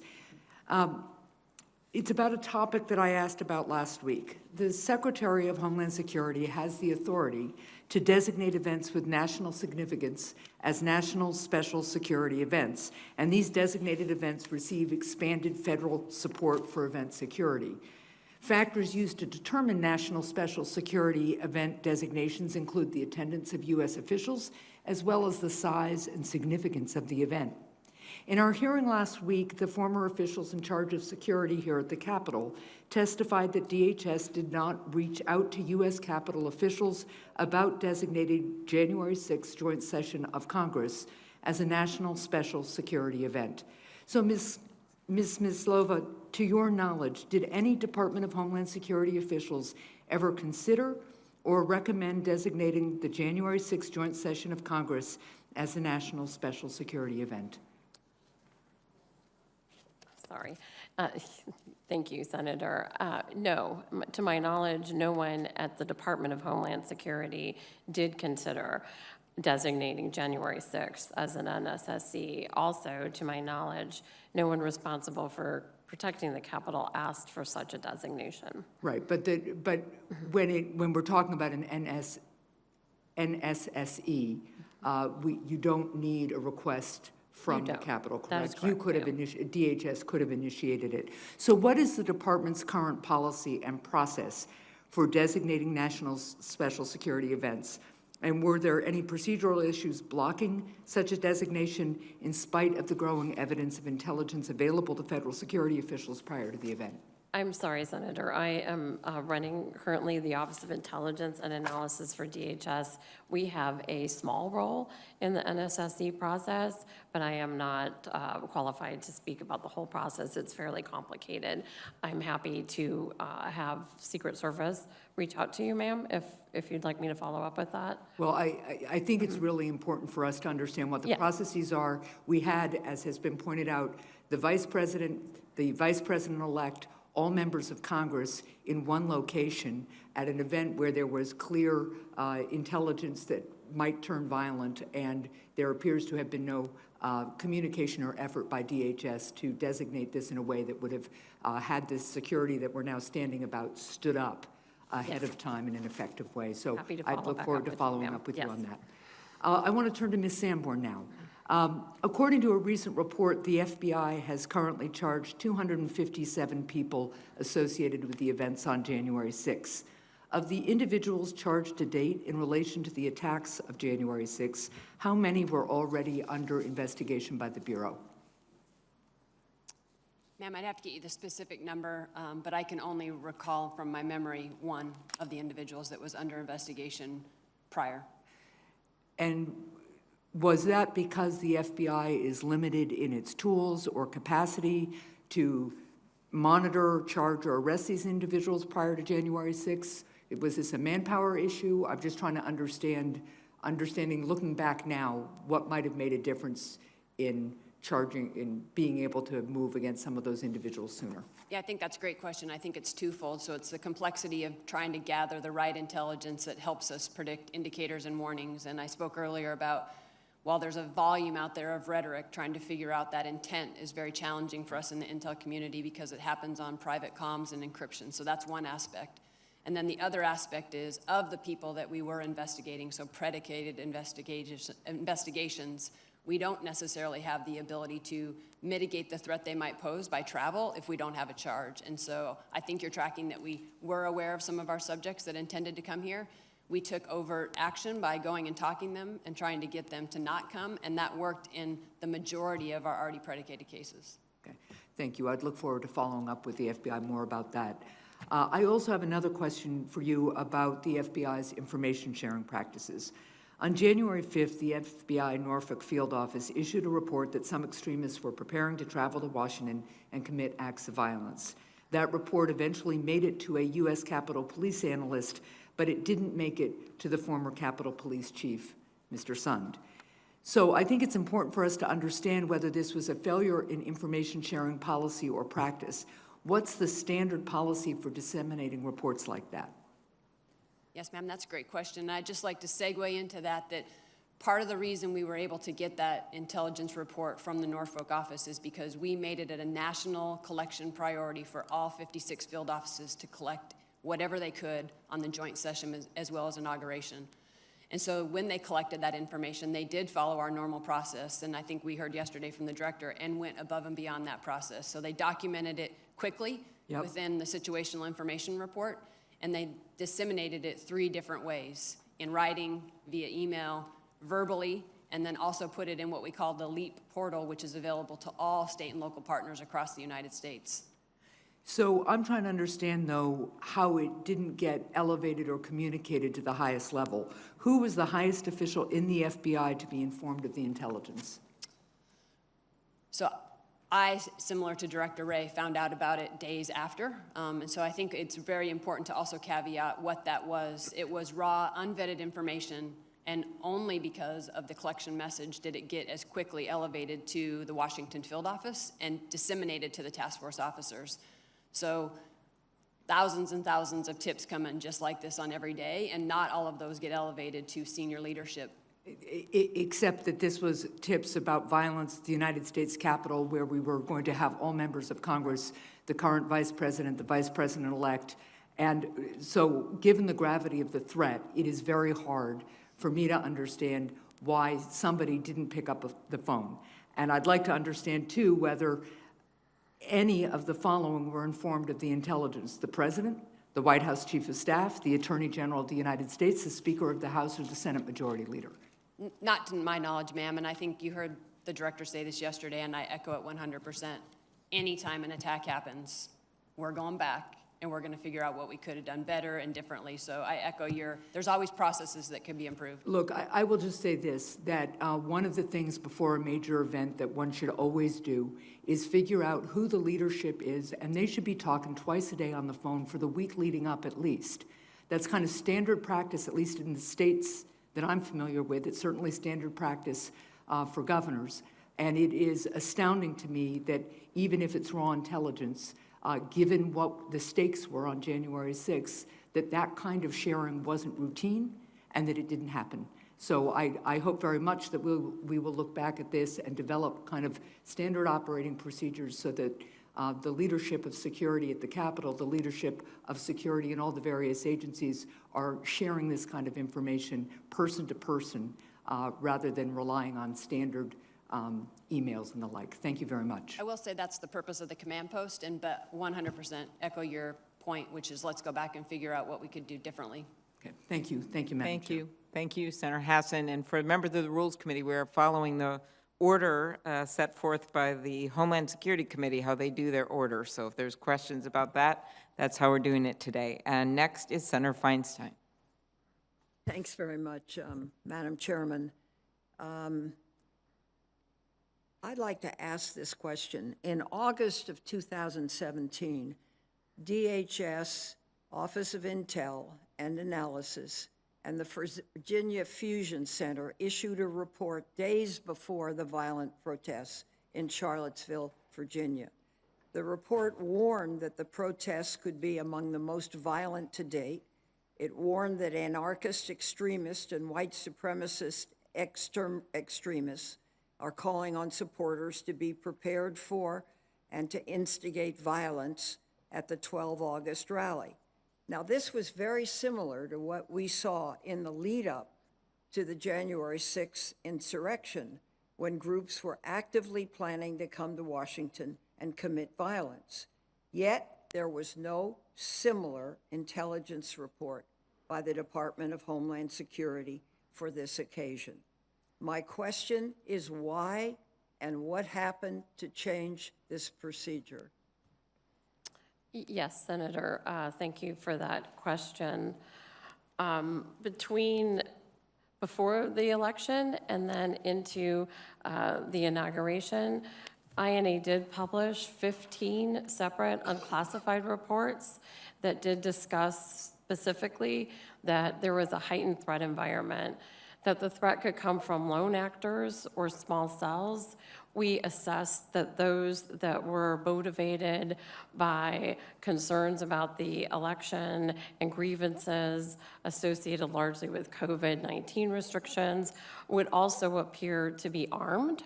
And we also warned that they could transition quickly from a peacetime situation into a violent situation. I actually, in preparation for this hearing, did review all of those reports and was impressed with how well the team did. They were very well written and very specific. The point, Senator, is that we thought we had provided that warning. We did not have anything specific about an attack on the Capitol to occur on January 6th. So we did not issue a separate report. In hindsight, we probably should have, but we had just issued a report on December 30th with our colleagues at FBI and the National Counterterrorism Center. Well, we had thought, ma'am, that that was sufficient. Yeah, I'd like to ask that you make those reports available to this committee. Happy to, ma'am. Please. Also, press reports indicate that Acting Defense Secretary Christopher Miller issued a memo on January 4th preventing the D.C. National Guard from receiving weapons or protective gear, interacting with protesters, or employing riot control agents without his personal authorization. Do you know of any other instance where a defense secretary required personal authorization before allowing National Guard troops to respond to an emergency? And I'd like to put the letter from Christopher Miller, Madam Chairman, in the file, if I could. Yes, without objection. Could someone answer that question? I'm sorry, Senator. I'll answer that question. I was waiting. Senator, I'm not aware of another letter from a secretary. But again, based on events in the spring and Secretary Miller being new to the department at that time and some of the things mindful that had happened, he issued that direction. That direction, though, again, I'd come back to the point that in order for National Guard members to deploy in civil disturbance operations, it requires the Secretary of Defense's approval. So just as, to be clear, there is no ability for the military to respond without the Secretary's approval for civil disturbance operations. Well, if I may, Madam Chairman, I'm looking at a memo for Secretary of the Army, employment guidance for the District of Columbia National Guard, dated January 4, 2021, I received it. and it responds to a memorandum regarding the district's request for support for the planned demonstrations from January 5th to 6th, 2021, and you are authorized to approve the requested support subject to my guidance below, subject to consultation, and then it points out a number of things that are not authorized. So this letter of January 4, I'd like to be in the record because somewhere there's a problem here. And I've been listening carefully, trying to find out what the problem is, but there were certain reports that just were not issued, and they were of an intelligence nature. And I'm curious about finding out which ones essentially did what. So if you have any response to that, other reports, and could let this committee know, it would be appreciated.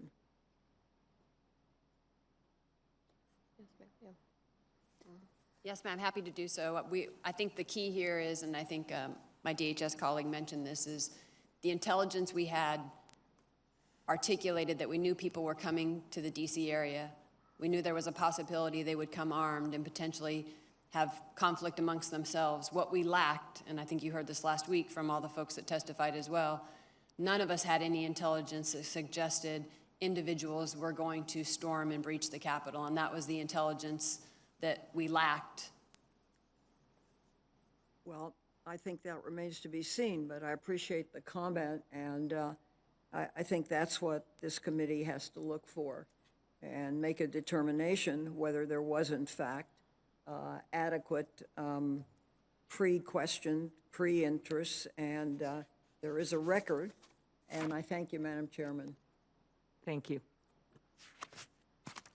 Senator Johnson, you're recognized for your questions. Thank you, Mr. Chairman.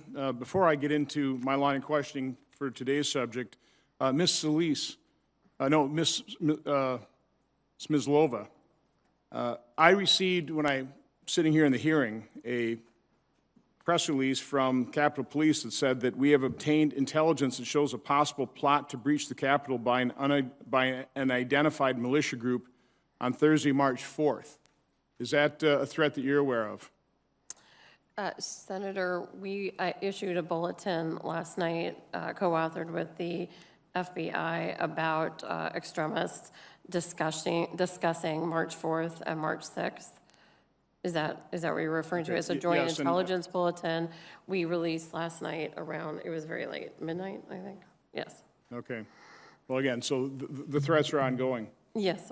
General Walker, to review the timeline, at 1:49, Chief Sund contacted you. At 2:15, the Capitol was breached. I think in your testimony you said you had available 340 DC National Guard troops. Is that correct? Well, sir, it was actually half of that. So half were on the streets helping the Metropolitan Police Department. The other half would have came in to relieve them.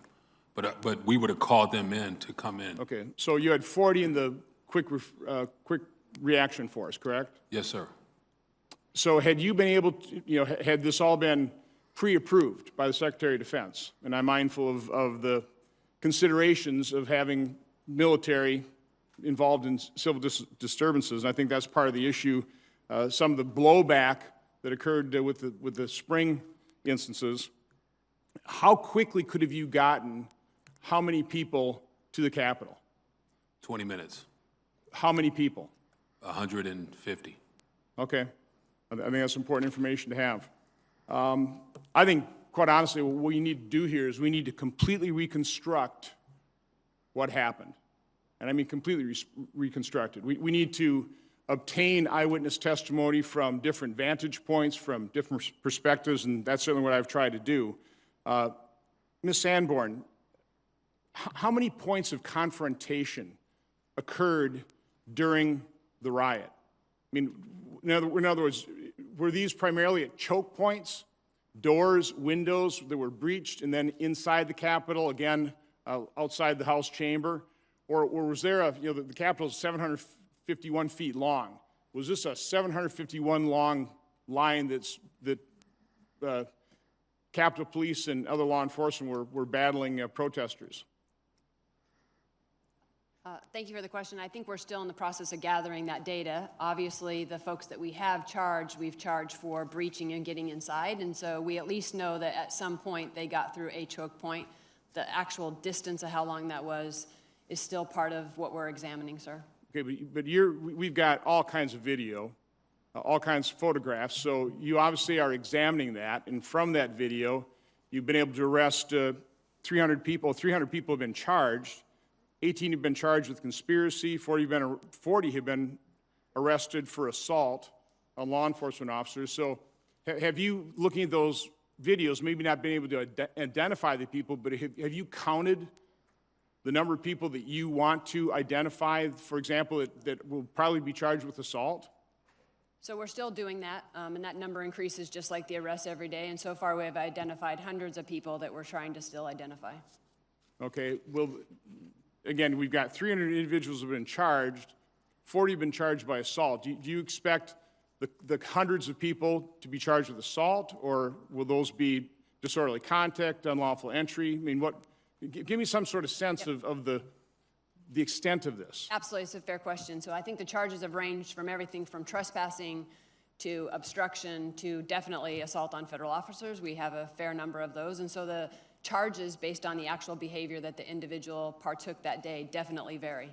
How many firearms were confiscated in the Capitol or on Capitol grounds during that day? To my knowledge, we have not recovered any on that day from any other arrests at the scene at this point. But I don't want to speak on behalf of Metro and Capitol Police, but to my knowledge, none. So nobody's been charged with an actual firearm weapon in the Capitol or on Capitol grounds? Correct. The closest we came was the vehicle that had the Molotov cocktails in it, and when we did a search of that vehicle later on, there was a weapon, but How many shots were fired that we know of? I believe the only shots that were fired were the ones that resulted in the death of the one lady. Okay. Well, again, I appreciate the chair's comments about a bipartisan, nonpartisan investigation here, seeking out the truth. That's what I'm trying to do. Cognizant of how I was reacted to by offering an eyewitness account at the last hearing, I'll risk entering another piece of reporting into the record. This is from the New York Times. Hopefully that'll be viewed more favorably. The title is A Small Group of Militants, Outsized Role in the Capitol Attack. In that report, it says federal prosecutors have said members of the Oath Keepers militia group planned and organized their attack and, quote, put into motion the violence that overwhelmed the Capitol. The reason I'm entering this in the record and read that quote is that it really does seem to align with the eyewitness account that I read portions of in the record last week. No conspiracy theory, just an eyewitness account from a knowledgeable observer. I didn't get to the point of the actual attack, and I want to just read a couple excerpts. This is the title, Provocateurs Turn Unsuspecting Marches into an Invading Mob. And again, these provocateurs are primarily white supremacist groups. Then a loud bellowing shout from behind, quote, forward, do not retreat, forward. Then two other men standing across from one another on the high granite curbs on either side of the footpath bellowed variations of forward, do not dare retreat. Some made direct eye contact at people and pointed directly at them as if trying to psych them into submitting. A third man standing on a chair also shouting forward, reached down and grabbed me by the shoulder and barked, don't retreat, get back up there. It wasn't an expression of enthusiasm or solidarity. It sounded like a military order. And it wasn't from a wild-eyed kid. This guy was probably in his 50s. He looked furious with me. Nobody seemed to aware the Capitol was physically under attack. The tear gas caused pandemonium. But there was still no stampede, and people helped create or widen paths to allow others to leave the area. Then from the north, a column of uniformed, agile younger men walked briskly, single file toward the inaugural stand. They came within 2 feet of me. Their camouflage uniforms were clean, neat, and with a pattern I couldn't identify. These were the disciplined, uniformed column of attackers I had seen. There were a good 3 dozen of them moving in a single snake-like formation. They were organized, they were disciplined, they were prepared. We're taking the Capitol, the first or second announced. You're going to get arrested, someone called.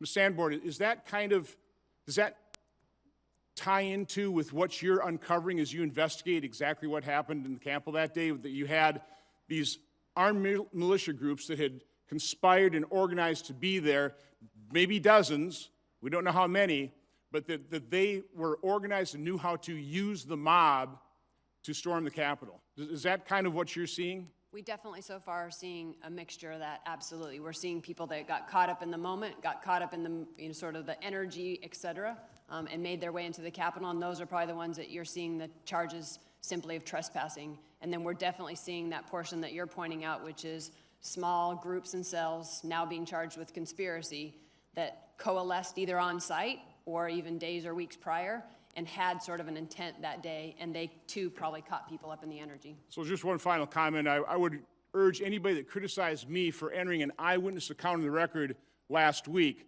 to please read the eyewitness account to take a look at actually what the truth is. Thank you. Thank you. Before I call on Senator Merkley, I just want to ask you, Ms. Samber, one thing. These people that were assaulting the Capitol in military gear and were pinning an officer between a door and were using bear spray on officers in the Capitol, would you title them provocateurs? Ma'am, it would all depend on the evidence behind the case, right? So as we're going through and we're figuring out what actually we know about each individual, it would just depend on what the facts and what we know holistically about that to be able to put a label on it. Do you think there were some very serious, violent people involved in this insurrection? 100%. A lot of officers were injured and a lot of damage was done. And would you describe the atmosphere as festive? Absolutely not. Thank you. Senator Merkley. Thank you, Madam Chair, and thank you to all for your information. Assistant Secretary Salisis, if I understood your earlier comment, you thought the quick reaction team was only for reinforcing assistance to those members of the National Guard providing traffic control. Did I hear your comment correctly?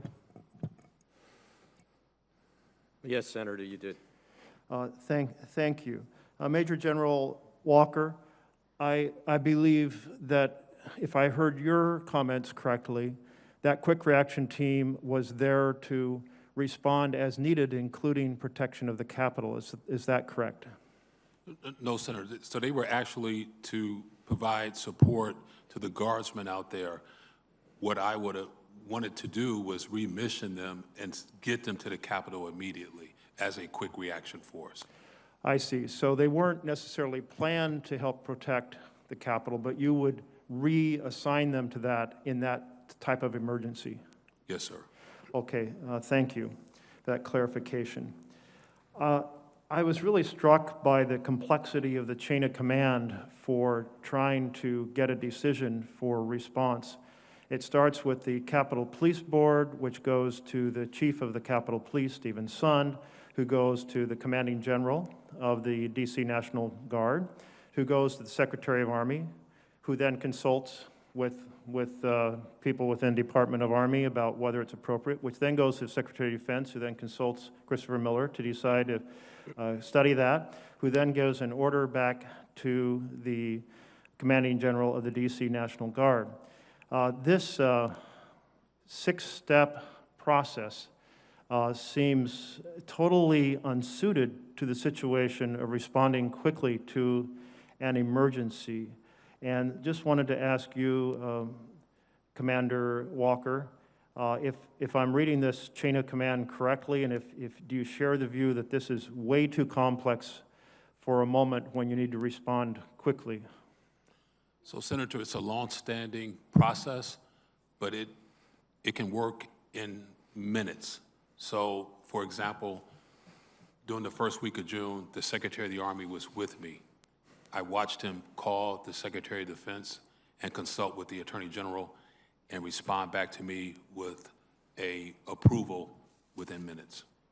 So it's an elaborate process, but it doesn't always have to be when in extremist circumstances, we can get it done over the phone very quickly. If I understand right, it's normally an elaborate process done in advance, and in fact, the information came to you on January 1st. You got back a response on January 5th, so this was before January 6th, but it had this provision that this restriction that I think you've testified to was unusual, that required reconsultation on January 6th in a fashion that deeply inhibited the ability to move quickly. That's right, Senator. Okay, thank you. I wanted to turn to Undersecretary Smyslova. And you've been with the department for how long? 17 years, sir. For 17 years, and I think you were the Deputy Undersecretary on January 6th, is that correct? Yes, sir. Okay. Well, I was struck by different reports that came from officials saying that there was a mood within the department, and I'll just quote one formal official report, quote, "Nobody wanted to write a formal intelligence report about this, in part of the fear that such a report would be very poorly received by the MAGA folks within DHS." And to follow this up, Brian Murphy, former head of DHS, and I don't know, were you also the deputy to him as well? I was one of his deputies, yes, sir. He noted that DHS officials had ordered him to stay away from the threat of white nationalism, that Chad Wolf, Ken Cuccinelli also had asked him to modify intel assessments to ensure that they matched up with public comments by President Trump to downplay the threat posed by white supremacists. In your time at DHS, it's very important that intelligence is unaffected by politics. It's like the root information. Did you get a sense that there was kind of a troubling cloud, as reported in various sources, including from the former head of DHS, that there was this troubling cloud of political influence over the quality or the kind of determination of how intelligence was presented to officials? I can say that INA's reports did not change. We did not change our assessments based on any political pressure or interference. We did publish the Homeland Threat Assessment.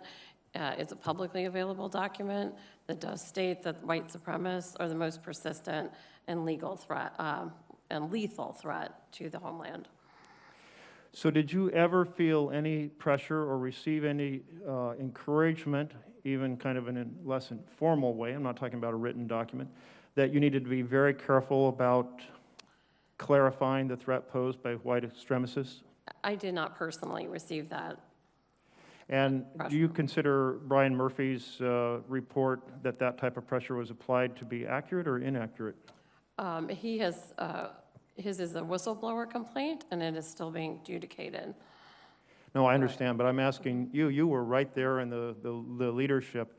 You never got a sense that there was any type of political influence like he reported regarding encouragement to downplay? I did not personally have that influence pushed upon me, sir. Okay, thank you. Some have suggested that the reason that there were formal intelligence assessments regarding earlier events, including the protests in Portland, but not such a detailed presentation related to January 6th, was because of this pressure to downplay to some degree the threat posed by white extremists. I would like to point out, sir, that the two instances are very different. Our support during some of the civil unrest and the protests, specifically in Portland, were at the direct request of our own DHS federal law enforcement partners. And in that capacity, we were reacting to a pattern of violence that had shown itself for several weeks. Our open source team did an excellent job in many instances of providing specific information that kept those officers safe. They were reporting things like bricks may be used today as a weapon, another day it might be bug spray combined with leaf blowers or lasers.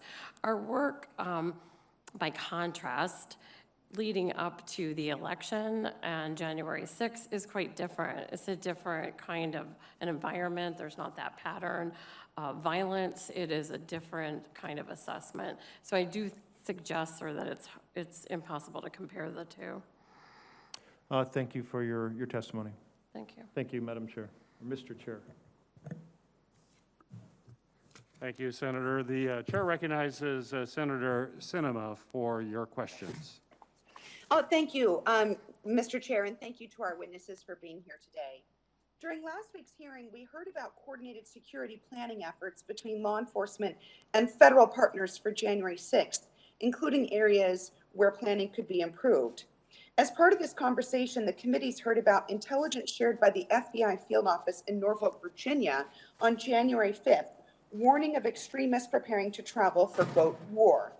We also heard from the former chief of U.S. Capitol Police that he never saw this report and that on January 6th, he knew of no intelligence suggesting there would be a coordinated violent attack on the U.S. Capitol. The head of the FBI's Washington field office has previously said publicly that the Bureau did not have intelligence suggesting the rally would turn violent prior to the January 5th report. However, on January 8th, a podcast from the New York Times outlined activity across multiple social media platforms showing coordination between groups ahead of the January 6th attack. The podcast highlighted social media conversations about coordinating travel, bringing weapons, and using language like Occupy the Capitol and the revolution will come to Washington. So my first question is for Ms. Sanborn. Was the FBI aware of these specific conversations on social media? To my knowledge, no, ma'am, and I would just sort of articulate why that is. So under our authorities, because being mindful of the First Amendment and our dual-headed mission to uphold the Constitution, we cannot collect First Amendment protected activities without sort of the next step, which is the intent. And so we'd have to have an already predicated investigation that allowed us access to those comms and or a lead or a tip or a report from a community citizen or a fellow law enforcement partner for us to gather that information. So the FBI does not monitor publicly available social media conversations? Correct, ma'am. It's not within our authorities. So my next question is for Ms. Sanborn and then Ms. Slislova. Did the preparations for January 6th rally follow the typical process for sharing information among law enforcement entities when confronted by this type of an event with a high potential for violence? And were there additional processes implemented to consider that, as Senator Klobuchar pointed out, this was an event with Congress in session and the Vice President and Vice President-elect all gathered in one place? Yes, ma'am. So a couple of things we did different than normal operations is we sent out and made this a national priority for all of our 56 field offices to actively go out and ask sources, collect information on any threats that posed to the National Capital Region, not only for the 6th, but for the inauguration. That tasking is what led to the potential collection in the Norfolk field office. We also, a step we took that is different than our normal every course a day of business is both Washington field office and headquarters stood up command posts. So we activated our NC3, which is a multi-agency task force that was 24/7 inside the Hoover building, inside SIAC, and Washington Field mirrored that in their field office. And ma'am, Yes. yes, ma'am. And DHS also, INA, had been on a heightened period of alert before the election and then after the election. We also participated in the command posts in the Washington the Washington Fusion Center. In retrospect, we may have been better off if we had considered sending out some kind of a terrorism bulletin, but we did not do that before January 6th. So, and this is a follow-up question for both of you. The FBI field offices did have intelligence outlining a threat to Congress. We know that conversations were happening on publicly available social media, and DHS was tracking the travel of some of these suspected radicals. So given all of these pieces, what, in your opinion, broke down, and what got in the way of law enforcement properly planning to meet these publicly articulated threats? I'll start. I think exactly the processes we had in place, we followed, and I think that's the good news. I think, as you heard the director yesterday, and I would echo, anytime there's an attack, we in the FBI want to bat 1,000, and we want to not ever have this happen again. And so we're asking ourselves exactly the questions that you're asking. Is there a place that we could have collected more? Is there something that we could have done? And so that is exactly what we're looking back at. I think that the information we had, we worked quickly to try to get that out in reporting and share it in multiple ways, verbally, email, putting it in portals, et cetera. But 100% you can rest assured we're asking ourselves the same as we want to continue to improve and get better. And ma'am, we also at DHS are completely dissatisfied with the result of our efforts leading up to January 6th. We are re-examining how we distribute our information, how we coordinate with our partners. We thought that it was sufficient, and clearly it was not. We are also working much more focused on applying more resources to better understanding this particular threat. We also are looking at how we can better understand social media to get those tips and maybe get better insight into what this adversary is doing. This is a very difficult threat for us in the intelligence community to understand. It is it will require more partnerships with non-traditional partners and with our standard state and local partners, and you will see that we will reinforce our already good partnership with the FBI. We will do better. Well, thank you. Following up on that last comment around local partnerships, I wanted to go back to Ms. Sanborn. On January 5th, the FBI did receive information that armed protests were being planned at Capitol buildings in all 50 state capitals. Could you just briefly, in the time we have left, share how that intel was acted upon and how it was shared across the country? Ma'am, I don't recall off the top of my head. I'd have to get back to you on the mechanism that we did to share that information.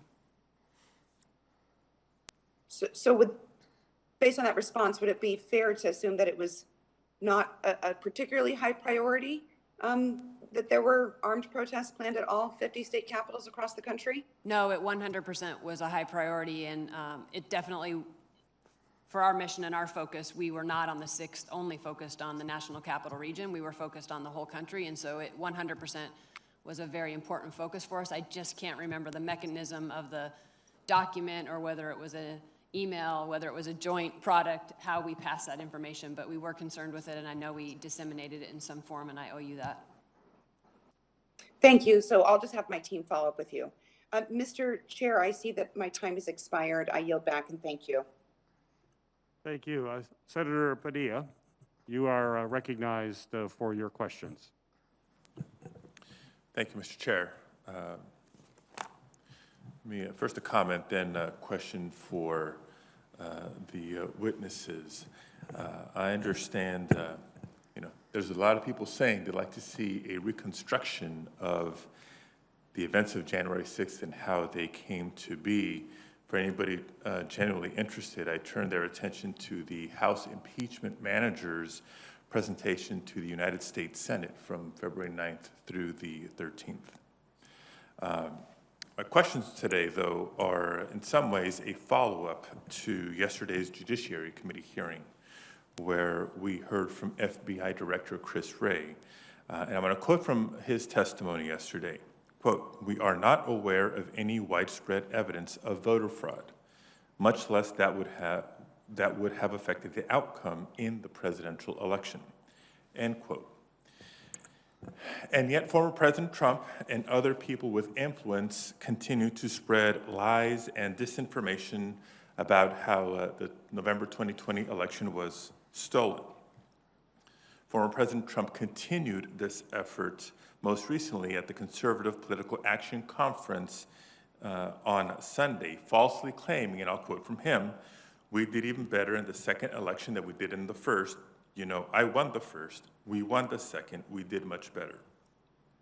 Prior to joining the United States Senate, I served for 6 years as California Secretary of State, which includes the responsibility of serving as California's chief elections officer for the most populous state in the nation. I know Trump is lying. We all know Trump is lying. FBI Director Wray told us yesterday that one of the biggest challenges the government faces in confronting domestic terrorism is separating the signal from the noise. This was particularly true in the lead up to the January 6th insurrection, when people of influence, particularly former and current elected officials, continue to spread lies and disinformation about election integrity. I would imagine that creates a lot more noise, unnecessary noise, counterproductive noise, dangerous noise for you all to have to sift through. I suspect it also serves to radicalize some number of people to actually take action, including violent action, just as we have seen for years with jihadist propaganda and other forms of foreign terrorism. So my question for each of you, two questions actually. One, does the perpetuation of disinformation about the 2020 election make your job harder, and how? Second, what kind of message does the January 6th insurrection send to other domestic violent extremists and our foreign adversaries as well?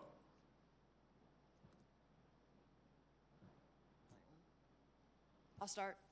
I think I'd start with pinpointing the specific thing that just drives somebody to mobilization is very, very, very difficult, and it's probably more complex in the domestic violent extremist space than any other of the terrorism threats we face.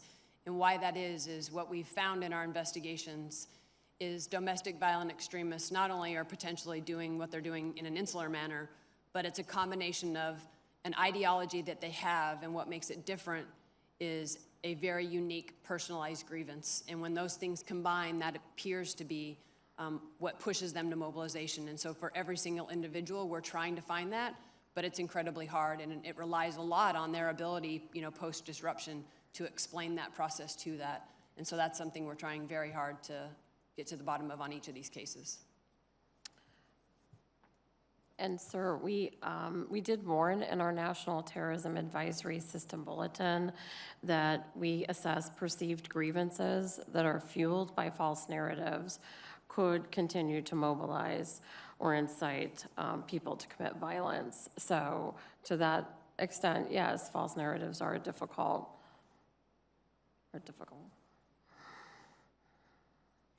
Senator, the Department of Defense does not do domestic intelligence on U.S. citizens, but there's no tolerance for extremists in the ranks of the Defense Department. Secretary Austin, within the first few weeks of taking over as the Secretary, ordered a stand down in the Defense Department, a one-day stand down to examine extremism, educate people, and make sure that we're doing everything we can to root that out. Senator, General, I'll spare you for a second because I want to make sure I get some clarity here. Now, I know these issues are complex. Your work is tremendously complex and challenging. But the answer to the first question, based on what I hear, tell me if you disagree, is the question being, does this make your job harder? The answer would be so far, yes, yes, yes. Is that correct? It's twofold, right? It's volume. Any more volume makes it harder. And the more variety of things that inspire people definitely makes pinpointing it to a specific one challenging. And so variety of inspiration combined with amount of rhetoric out there definitely are two things that add. Okay. And in the limited time I have left, I want to make sure we address the second question, which is, what message do you believe this is sending to other domestic violent extremists, let alone foreign adversaries? We do assess that the breach on the Capitol could inspire others to act, if that's what you're asking, sir. I agree. Anytime an adversary is successful, others pay attention, and so we're worried that this would be an inspiration. I agree with that. I agree as well, sir.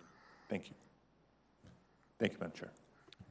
Thank you, Senator. Just for planning purposes, before I recognize the next member from my committee, our witnesses, you've been here a long time, so what our plan is to give you a little, in the future here, the near future, a chance to stretch a little bit.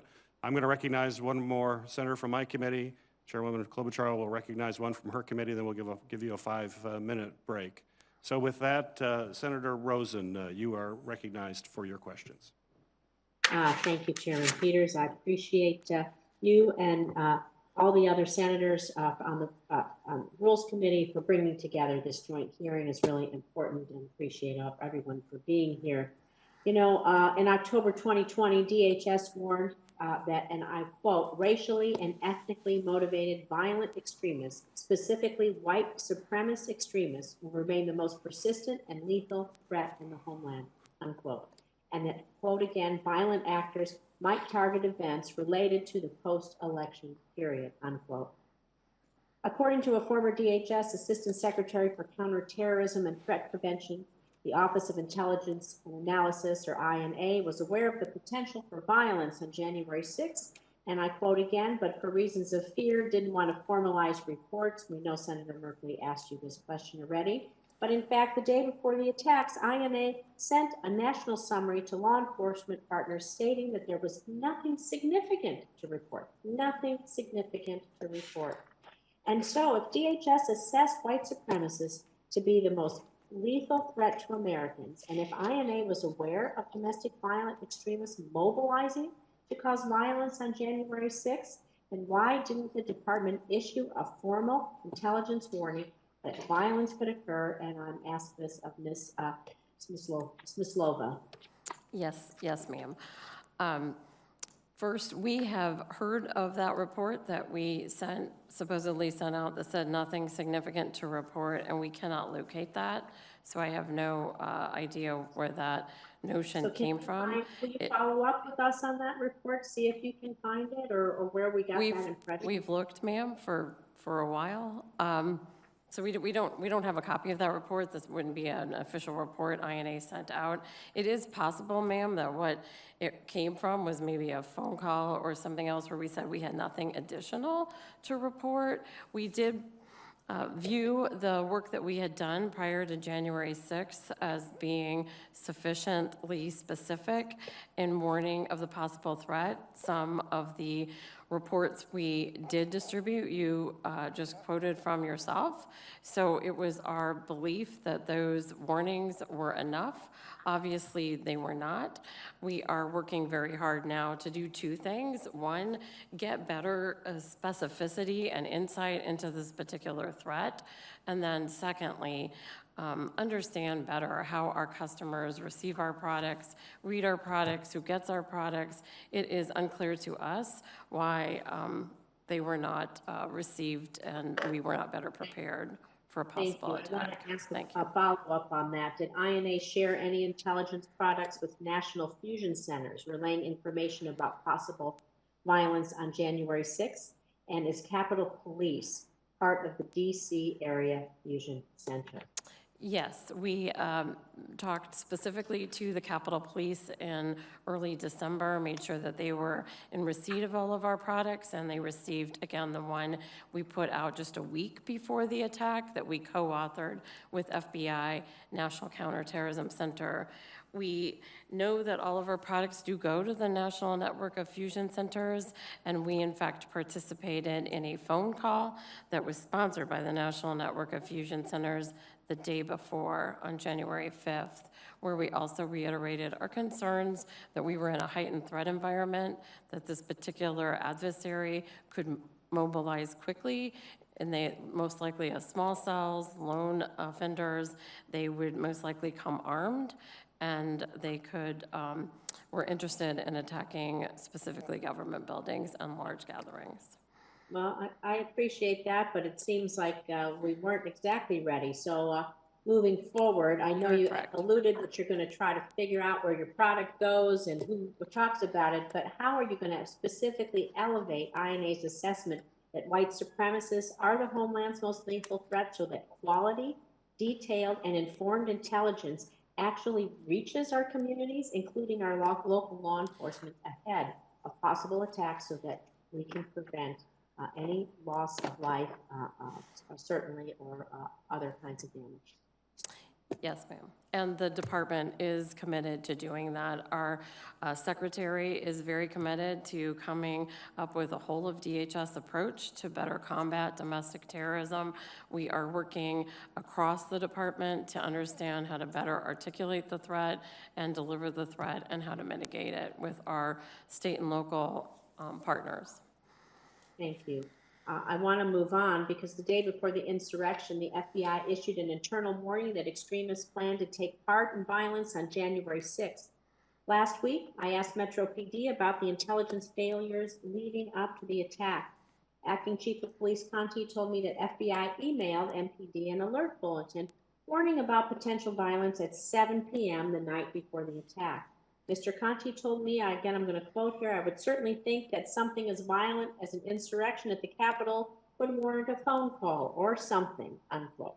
But yesterday, FBI Director Wray shared that his information had been provided to local law enforcement multiple times and in multiple forms. So, Ms. Sanborn, it sounds like either Mr. Conti or Director Wray was mistaken. So can you corroborate Director Wray's statement?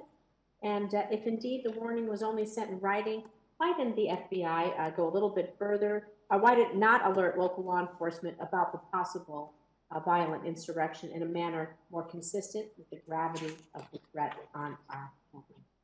Yes, ma'am, I appreciate the question. I think I'll start with the information we received, just to correctly characterize what it was information off the internet, unattributable to a specific person. That being said, the content and the suggestion of what may or may not happen was concerning enough that based on our prioritizing this as a collection priority for our 56 field offices, they quickly wrote that up and within the hour had that information to the Washington field office. They wrote it up in a document specifically for dissemination to state and local partners, but really they tried to belt and suspender that together. They wanted to make sure that we just didn't rely on the dissemination of a product, that we also followed up with an email. So it went out in an email to all task force officers on the Washington JTTF task force. And there's numerous of those from the National Capital Region that received that email. Still on top of that, they didn't want to rely on just the email and the written document. In one of the command post briefings that they were doing back then, every couple of hours, they specifically stood up and talked about this to try to have a common operating picture of what this information was. And then still to go a step further and not rely on just that and make sure that we broadened the visibility, not just to the National Capital Region, but that we opened that aperture to the whole country for our state and local partners. We posted that situation information report on what we call the LEAP portal, which is available to all state and local partners. And why that's significant is it gives them awareness, but it also gives them the opportunity to maybe even potentially add collection to what our piece that we got from the social media posting online. Thank you. I know my time's expired, so I'll take this question offline, but you're encountering so many online threatening posts. We need to maybe change the definition of specific threats, raise them up. Thank you. Very good thoughts, Senator Rosen. Next, Senator Warner from the Rules Committee. Thank you, Madam Chairman. And let me also agree with you and Senator Rosen that the cross-pollination that takes place on social media platforms and on the dark web need to be pursued. I appreciate Ms. Sanborn's appropriate response that you not arbitrarily collect off of American citizens if there's not some nexus. But I do think it's important, and I think others have mentioned this, that domestic violent extremists didn't start with January 6th. They didn't start with Donald Trump. They're not going to end with January 6th. They're not going to end with Donald Trump. In my state, we saw a few years back the Unite the Right rally at Charlottesville, where many of these same groups and affiliations came together in another violent effort where one protester was killed and fortunately lost a couple members of our state police. Director Wray has repeatedly said in testimony before the Intelligence Committee, the Worldwide Threat Assessment, that domestic violent extremists are a major national security threat to this country. I personally believe that that message was downplayed during the previous administration because they didn't want to hear it. And what I want to start with Ms. Lova and Assistant Director Sanborn.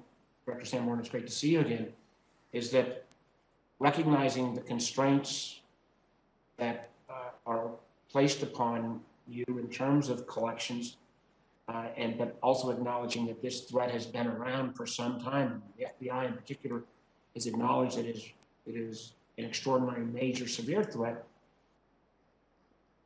what have you both been able to do in engaging in open source intelligence and independent research communities to better identify these DVEs?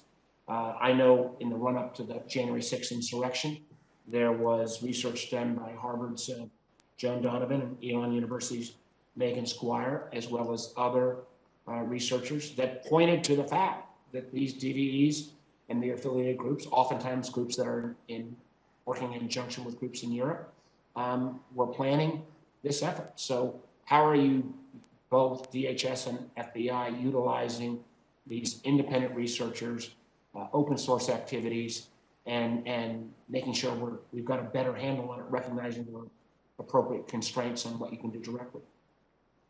Yes, Senator, thank you for the question. We just last week met as Inside INA to discuss contracting with some of those experts outside. We are aware that we need to invest more in our understanding of domestic terror. We understand as well that it will require a different approach than a traditional intelligence community approach. We must use different sources to understand this threat. We are looking to get outside experts, invest more in-house. We are secondly looking at how to better understand the social media world so that we can better focus on where we might actually find specific and insightful information about what the adversary is thinking about. We are additionally working to partner more with our state and local colleagues who we know have a different perspective of this threat and have more information in some cases than we do. And we are also, again, partnering more across the department and with our federal partners, increasing our relationships with FBI. Ms. Sandberg?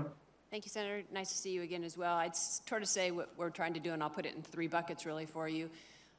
Increasing our private sector outreach is 100%. I have a section just inside my division that does nothing but partner engagement. We have found that the better we educate them on the threat we're facing and painting a picture for them of what those threats we are, they're better able to pay attention and collect and refer information to us, and that is helpful. And I think that's why when we talk about the fact that 50% of our tips and leads to our cases or predication for our cases come from that relationship and that education.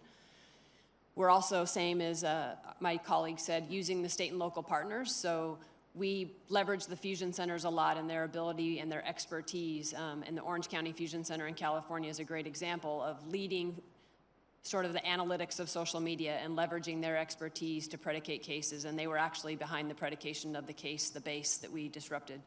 And then last, I would say, challenging ourselves for better collection inside, right? Trying to point our sources and our collection to be in the right places to collect the intelligence that we need. And that is what led to the Norfolk SIR. That is us pointing our collection in a space that gathered that information. I have to tell you, respectfully, I'm pretty disappointed with both of your answers. This is not a new threat. We've seen since 2016 election how foreign adversaries manipulate social media. We hear repeatedly from DHS and FBI that we're going to get better at collecting. We saw the Unite the Right rally in Charlottesville. We heard people say we're going to get better at collecting information and better partnering. Neither one of you referenced,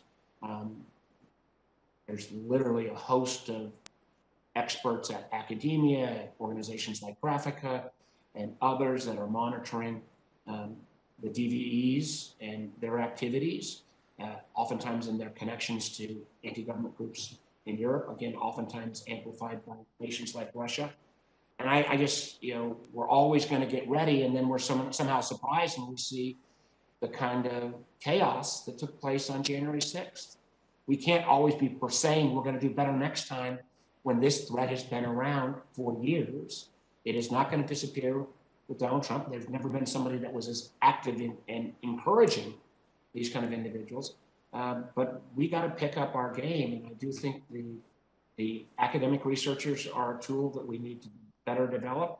I think we need to work from the intel side with some of our our foreign partners. Again, many of these groups have connections to foreign anti-government extremists. And I'll just close. I know my time's going out. This is not directly you, Director Sanborn, but I had a number of senior conversations with FBI officials both January 5th and January 6th, where I was constantly reassured, don't worry. We think from the FBI standpoint, we've got this pretty well under control. That was not the case, and we now have the capital of the United States desecrated. And for our adversaries, I say from an intel standpoint, the Vladimir Putin's and the Xi Jinping's of the world, the images of those marauders across the whole world is going to be a price that we'll be paying for many years to come. Thank you, Madam Chair. Thank you very much, Senator Warner, and thank you for your work as chair of the Intelligence Committee. We're now going to break 5 to 10 minutes, so we will be back at that moment. Thank you.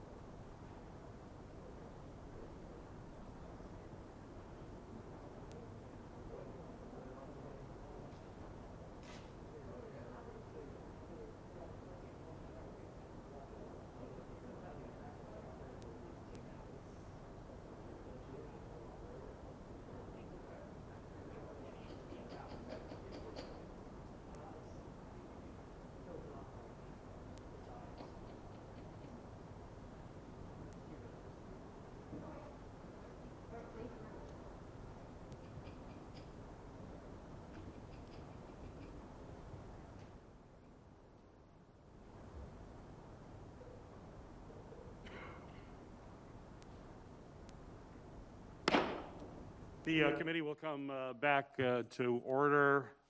Senator Langford, you are recognized for your questions. Mr. Chairman, thank you very much for this. Witnesses, thank you. I appreciate your engagement.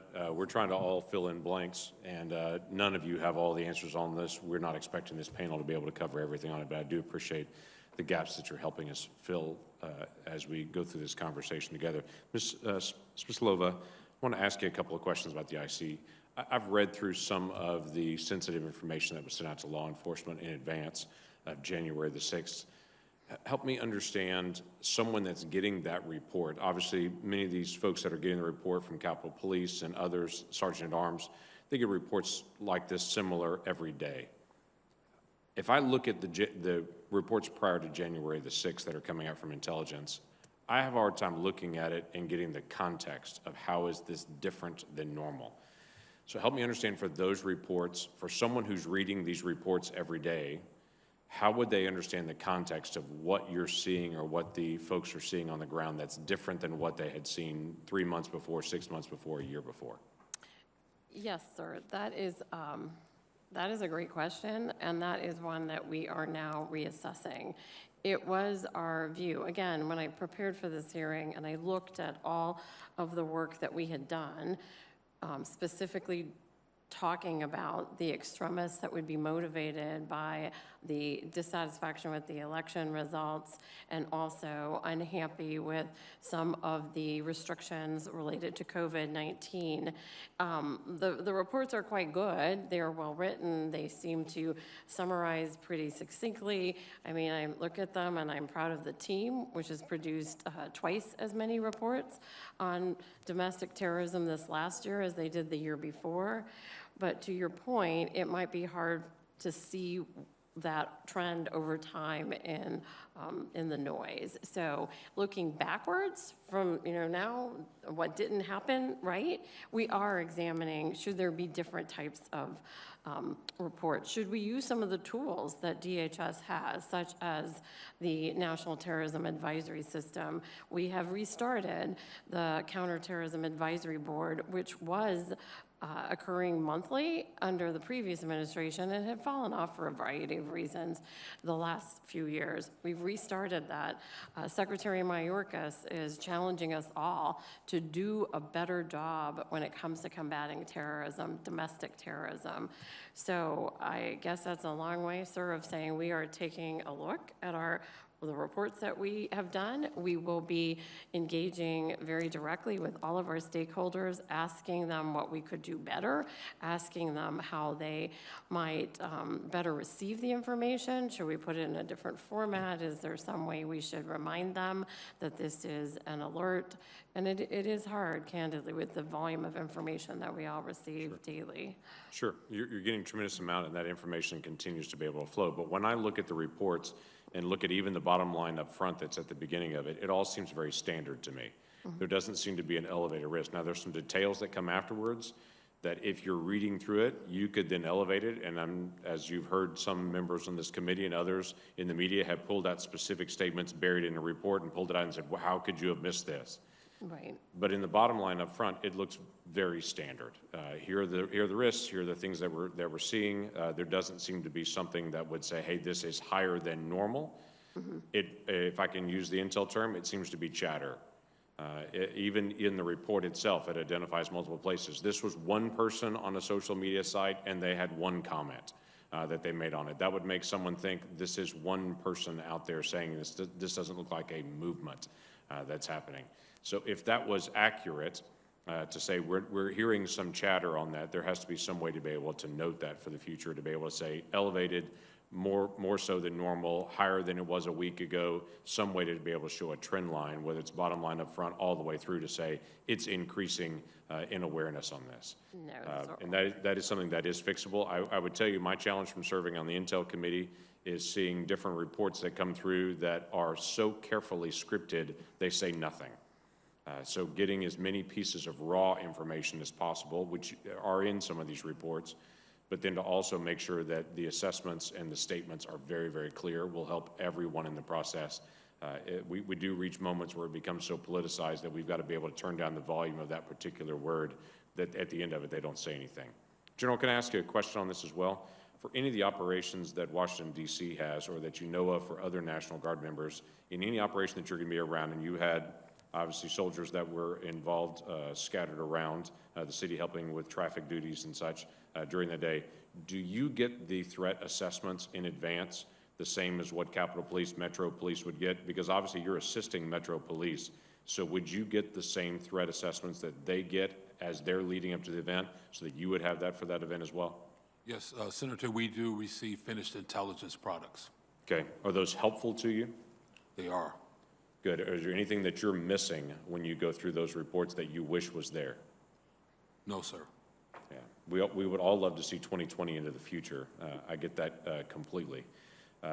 You've made several comments through the course of the day today that I've noted, and then in your statement itself, where you stated the Secretary of Army's January 5th letter withheld authority for me to employ the Quick Reaction Force. Now, we've talked about that, and several of us have brought it up. I want to ask a question for the folks that were actually on traffic duty and such, that were helping out that day and standing side by side with Metro Police to help them. Were those folks armed with less lethal implements to be able to help in case there was a riot situation or an unruly crowd? Could they have engaged from where they were with less than lethal force?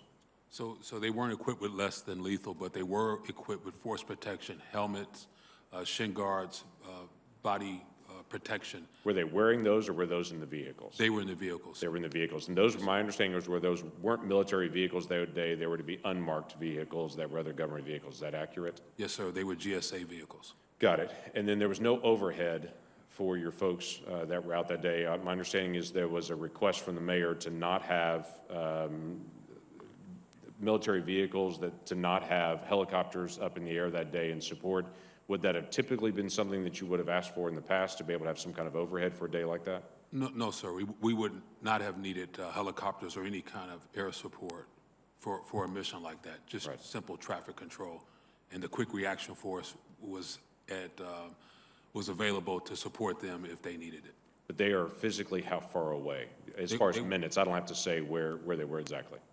About 25 minutes away. So the Quick Reaction Force was 25 minutes away. Even if it was go, we need you to be able to respond. It's 25 minutes on a good traffic situation to be able to get there, barring what's happening with the crowd. Well, we would have had a police escort. So the District of Columbia has military police and security forces. Both have marked police vehicles with the emergency equipment, lights, sirens. Right. And just to clarify, that's 40 individuals in that Quick Reaction Force. Is that correct? Yes, sir.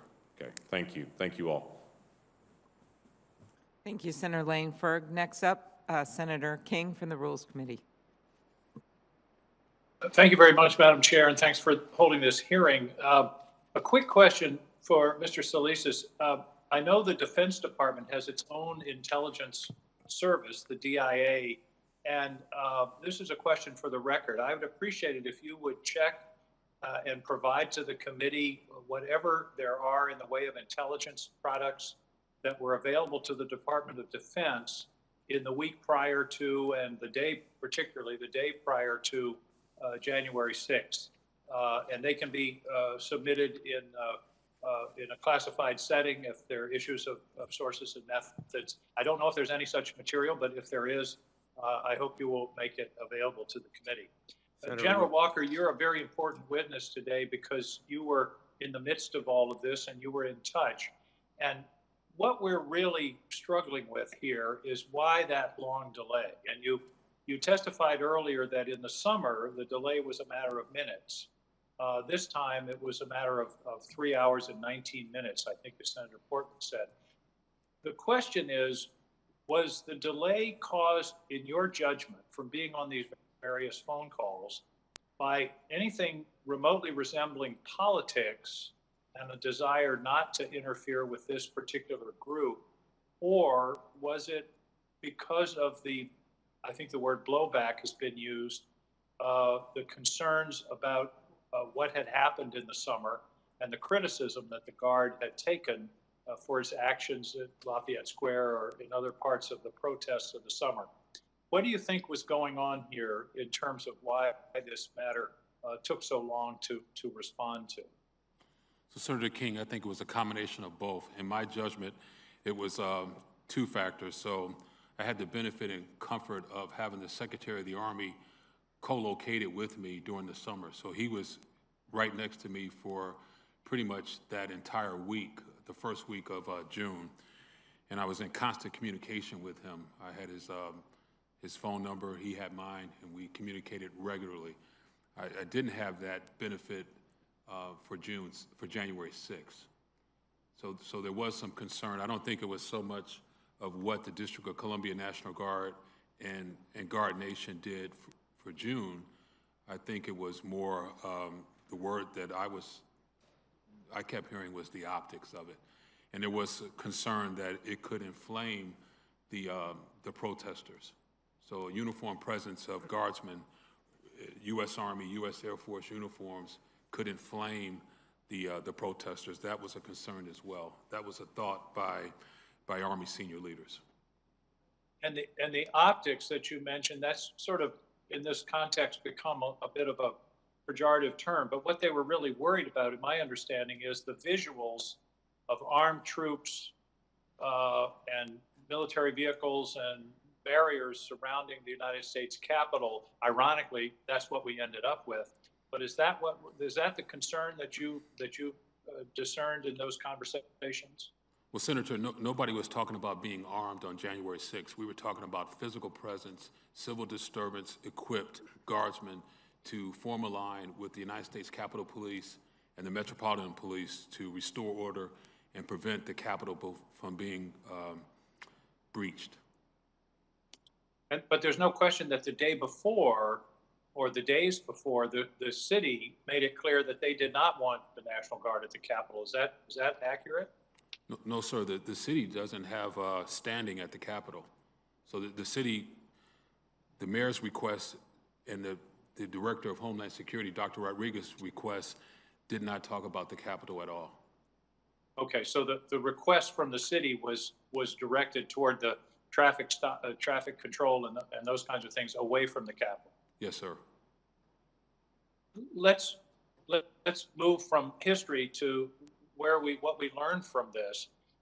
In your view, should there be changes in the process or changes in the chain of command in an emergency situation to enable the National Guard, whether it's you here in the District of Columbia or a National Guard unit in New York or San Francisco or Austin, Texas, should this be something that we're concerned about?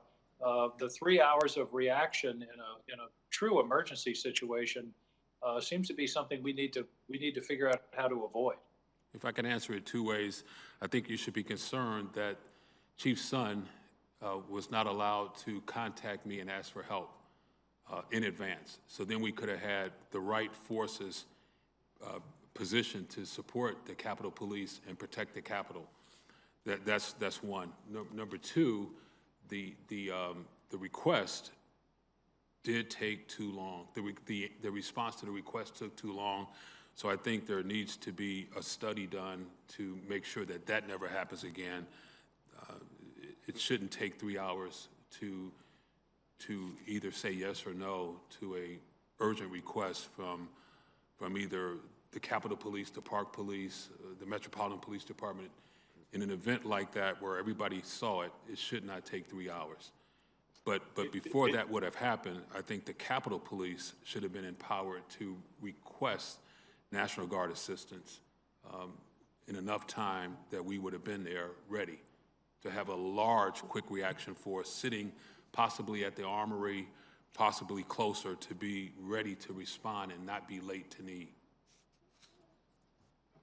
So the limitation on the Capitol Police ability to liaise with you prior to the event was an issue, but I want to get to the larger issue of being able to react, and should we have a contingency plan? Should there be an after-action assessment within the Department of Defense about those 3 hours and how to empower the local leadership, such as yourself, to react in an extraordinary emergency so that you don't have to go through whatever it was that caused the delay, whether it was communication or chain of command or consultation. But clearly, again, this could be an emergency in another city under entirely different circumstances. Don't you think it would be prudent for us to have a contingency plans that Of would course. be Yes, sir. more expeditious? So emergency authority to act in an emergency, to witness what occurred and to be able to respond, yes, I think going forward, somebody should consider, at the Department of Defense, should consider how the District of Columbia National Guard is able to respond in a much more expeditious manner. Or the National Guard in other parts of the country. Thank you very much, General, for your Yes, sir. testimony. Thanks to all of you, and thank you, Madam Chair, for this important hearing. Thank you. During today's testimony, two memos have been discussed, one on January 4th and one on January 5th, from Ryan McCarthy to Major General William Walker. One of those documents have already been entered into the record. Without objection, I'd like to enter the memo dated the 5th of January, 2021, from Ryan McCarthy to General Walker. Without objection, be entered. With that, Senator Carper, you are recognized for your questions. Thanks. Can you hear me, Mr. Chairman? I can, loud and clear. Good. Thanks so much. Our thanks to our witnesses for joining us today for your input. I've been a member of this committee for Homeland Security Committee, Government Affairs, for 20 years. And one of my favorite memories of serving on this committee came at the end of a tragedy, and that was the attack on 9/11. And a bipartisan commission was created. The co-chairs were Lee Hamilton, one of my mentors in the House of Representatives, Congressman from Indiana, as I recall, chaired the Foreign Relations Committee, and a fellow who's a governor from our neighboring state of New Jersey, Tom King, and he was Republican, and the two of them provided great leadership. The panel included the former Secretary of the Navy, John Lehman, just a bunch of wonderful people. And they worked together on the heels of 9/11 and produced, I think, something like 41 recommendations to Congress and the President at the time, George W. Bush, 41. And we knocked it, I think, about 36 of them, which is pretty amazing when you think about how hard it is to get stuff done around here today. But I have a question. I think we need to create a 9/11 style commission to look at the failures that led to the devastating attack on our Capitol on January 6th, just like we needed one 19 years ago. A question, if I can, for the Sunborn. Do you agree with the need for a commission, sort of 9/11-like commission, nonpartisan, led by just terrific citizens, human beings? Do you agree that with the need for a commission to analyze what went wrong? Go ahead, please. Thank you. Sorry, you broke up a little bit, but I think you're asking me if I agree that something similar I think I can barely hear you. I think you asked me, you're breaking up a little bit and hard to hear, Yeah. that do I agree that something similar to a 9/11 commission is worth having in this instance? And I think That was my question, yes. I think I would just say it this way. I've been involved in numerous after actions lessons learned, and I can't think of a time where we haven't learned and improved. So I think anytime we can reflect back and learn, it's value added.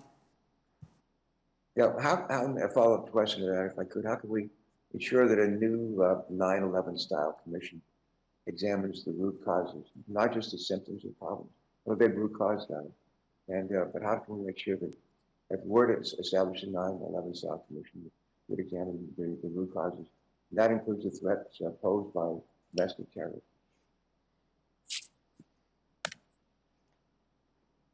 If I understand your question, you're asking me, how do we ensure we have a 9/11 commission that's set up to do a good job? Yeah, and I don't know we're that not just looking at the symptoms of the problem, but like the root causes of the problem. the root cause. I don't have any specific examples of how best to set that up. I've never been necessarily involved in picking sort of the road ahead and picking and selecting the team that does the review, but I have always benefited from the review.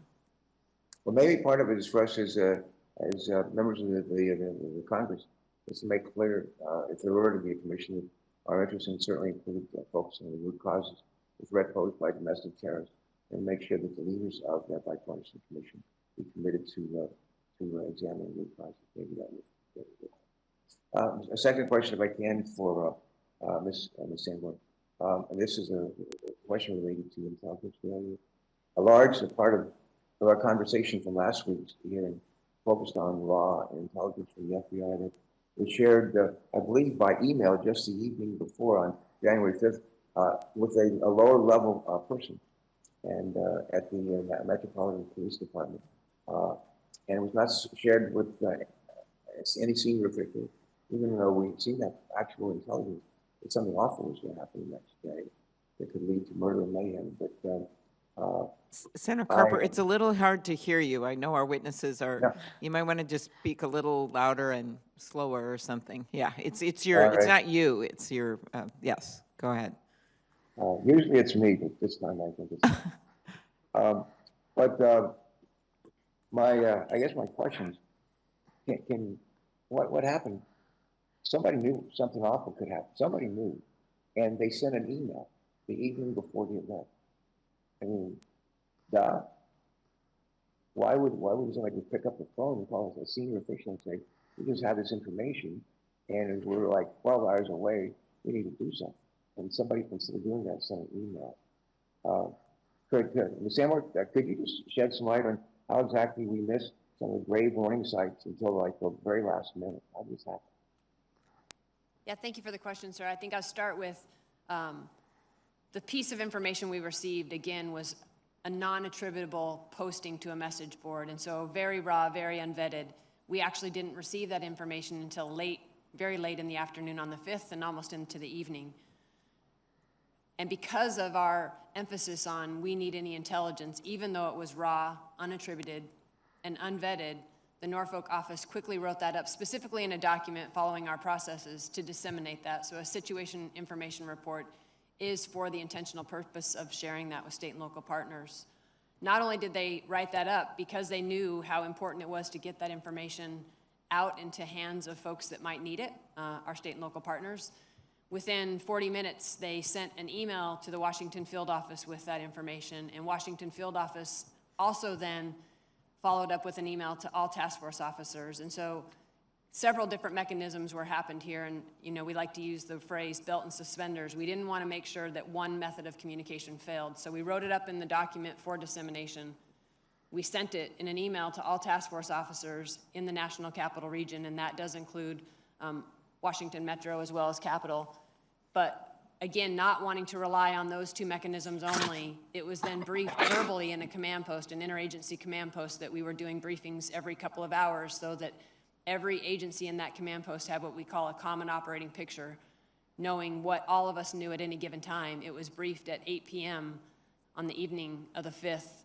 And then taking it one step further, because we didn't want to limit our aperture to just the National Capital Region, because there's collection opportunity out there for all state and local partners and federal partners to help us, we loaded that suspicious information report into what we call the LEAP portal, and that is accessible by all state and local partners. So we really tried in various ways to make sure that we did not rely on one communication mechanism and really tried to rely on several so that the information would get to the right people. Yeah. I'll close with this. I don't know if anybody picked up the phone and called somebody in charge and said, we've got a problem. And we're 12 hours away from seeing that problem up front and in person. We need to do something. And all well and good about sending around emails and helping people and that sort of thing. But somebody should just pick up the phone and say, we need to do something. This is urgent. I'm not sure to get it. Thank you very much. Thank you very much, Senator Carper. Next, Senator Ossoff. Thank you, Madam Chair. Thank you to the panel. General, thank you for your service. In response to Senator King a moment ago, he noted your testimony from earlier today that you had seen the requisite authorities granted for the DC Guard in a matter of minutes in the past. In this case, it took over 3 hours. And you stated you believed it was a combination of political concerns and optical concerns that led to that delay. Can you please break down which concerns you believe were political, which you believe were optical, and what's the basis for your assessment that the 3-hour delay was a function of political and optical concerns? Well, I don't think it was so much political. It was, let me focus on the optics, because that's what I heard. the word optics and the word that having uniform presence at the Capitol could inflame the protesters. That's what I contend. And who made that statement? So that was senior leaders in the United States Army, General Pyatt, General Flynn, and others. They got back to me saying, and that was on the phone call with District of Columbia senior leaders, that it wouldn't be their best military advice to send uniformed guardsmen to the Capitol because they didn't like the optics. And they had also said that they thought it could inflame. What they wanted to do was send guardsmen to relieve police officers in the city so more policemen could get to the Capitol. That was the call at 2:30 p.m. following the chief's call to you. Is that correct, General? Yes, sir. And you conveyed to those on that call, who included the mayor of a District of Columbia, the Secretary of the Army, the acting Secretary of Defense, and the chairman of a Joint Chiefs, the fact that the U.S. Capitol Police Chief's tone had been, as you describe in your testimony, frantic, that he had informed you at 1:49 p.m. that the security perimeter of the Capitol had been breached by hostile rioters, that the joint session of Congress had been interrupted, that the Vice President was still on the premises? No, I never said all that. What I relayed, and it wasn't to the chairman, what I relayed to the Army leadership was the call that Chief Son had with me at 13:49, at 1:49. And it was an urgent plea, and his voice was cracking, and he was serious. He needed help right then and there, every available guardsman. At the 2:32 call, that's when the deputy mayor was on the call, the director of Homeland Security, acting Chief Conte, Chief Son, and others, to include the chief of the United States Secret Service Uniform Division, was on that call as well. So we dialed in, trying to get the Secretary of the Army on the call, but he wasn't available. So Army, the G3 for the Army, General Flynn, joined the call, and the Director of the Army Staff, General Pyatt, joined the call, and there were others on the call as well. And during that call, Chief Son pleaded to have National Guard support at the Capitol immediately. That was reinforced by Chief Conte. We need them there right now. The Capitol will be breached. Thank you for the clarification, General. Appreciate that. Mr. Salasis, between 2:30 p.m. and 4:32 p.m., what were the internal deliberations of the Department of Defense to determine whether or not to grant the request? Senator, there was discussion. Secretary McCarthy, who was the Secretary of the Army at the time, asked, and what was the National Guard going to do on the Capitol? Specifically, he wanted Could you get a little closer to the microphone, please? Sure. Thank you. Secretary McCarthy wanted to understand exactly how the National Guard was going to be employed coming to the Capitol. Obviously, the environment, because they had heard that gunshots had been fired, there was explosives, obviously pretty dynamic environment. So what he was trying to understand was, what was the National Guard going to do when they came up here? Were they going to be asked to go into the building and clear the building? Were they going to be part of the outside perimeter? He was trying to understand that. He went as far as going to the Metro Police Department at 4:10 to sit down with them and make a clear understanding of how they were going to be employed. After that meeting at 4:10, he went back to the acting Secretary of Defense, and at 4:32, he approved the deployment of the National Guard. Thank you. And he was aware, was he not, while he was conducting this analysis, that the nature of the chief's request as relayed through the general had been frantic, that the perimeter of the Capitol had already been breached, that members of Congress' lives were at risk, that the Vice President's life was at risk? I would assume he knew that, Senator. He was aware of that during that time. Thank you so much. I do have to reflect for a moment that ultimately responsibility for securing this complex falls to the United States Congress, which is responsible for these premises. I was dispirited speaking with the former chief in our last hearing when he described that there was no individual responsible for the security of the United States Capitol, that an urgent request for support from the Guard required concurrence with the two sergeants at arms, an unwieldy command structure, and then there was an unwieldy command structure imposed within the executive branch as well. General, based upon your military experience, is there any reason why the United States Capitol Police could not generate the capabilities to independently provide the kind of quick reaction force that the troops under your command would have, so that this institution, the United States Congress, is not dependent upon swift decision-making by the Secretary of the Army or concurrence between civilian and military leadership when the lives of members of Congress and the Vice President are at risk? Well, yes, sir, Senator. The United States Capitol Police could develop that capability. I mean, they certainly could. Thank you, General. And a final question for you. Had you conducted any exercises that included simulations of civilian-military joint decision-making, simulations of command decisions involving contingencies that threatened the functioning of the U.S. Congress, the lives of members of Congress, joint sessions of Congress, outside of the context of specific preparations for specific national special security events? No, sir. Might exercises such as those have improved the capacity of the overall command to respond to an event like this? Well, we were prepared to come to the Capitol and help the United States Capitol Police secure the Capitol. Here's what we do. We practice and rehearse civil disturbance. And I think we're well exercised in that capability. It is a mandate that all National Guard practices civil disturbance. We're equipped for it, we train for it, and we're prepared to do it when called upon.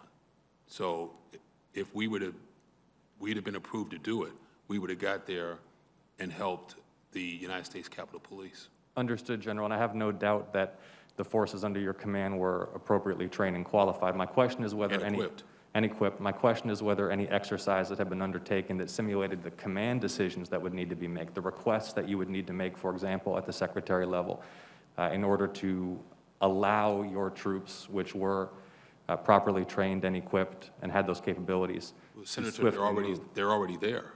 That's a process that's well rehearsed, well practiced. We do it most of all with the Metropolitan Police Department. They're our primary customer. But if you recall, when the monuments were attacked in the summer, the Department of Interior, on behalf of the United States Park Police, exercised that same request. The Secretary of Defense authorized the District of Columbia National Guard to respond to monuments in the city and help the Park Police protect those monuments. Thank you, General. It's the same process. Thank you for your testimony. Thank you. Thank you, Madam Chair. Thank you, Senator. Senator Paul, you're recognized for your questions. I think there's a danger in analyzing this of spending too much time on January 6th and not enough time on the days and weeks and months leading up to this. I think on that day, it would probably be superhuman to have gotten the National Guard there in 20 minutes or 30 minutes. You might have, but I think the Capitol would have been breached and we would have been coming in after the fact, no matter how good you were. I think really there's a judgment question about whether or not we should have had more people there. In retrospect, we all agree there should have been more people there.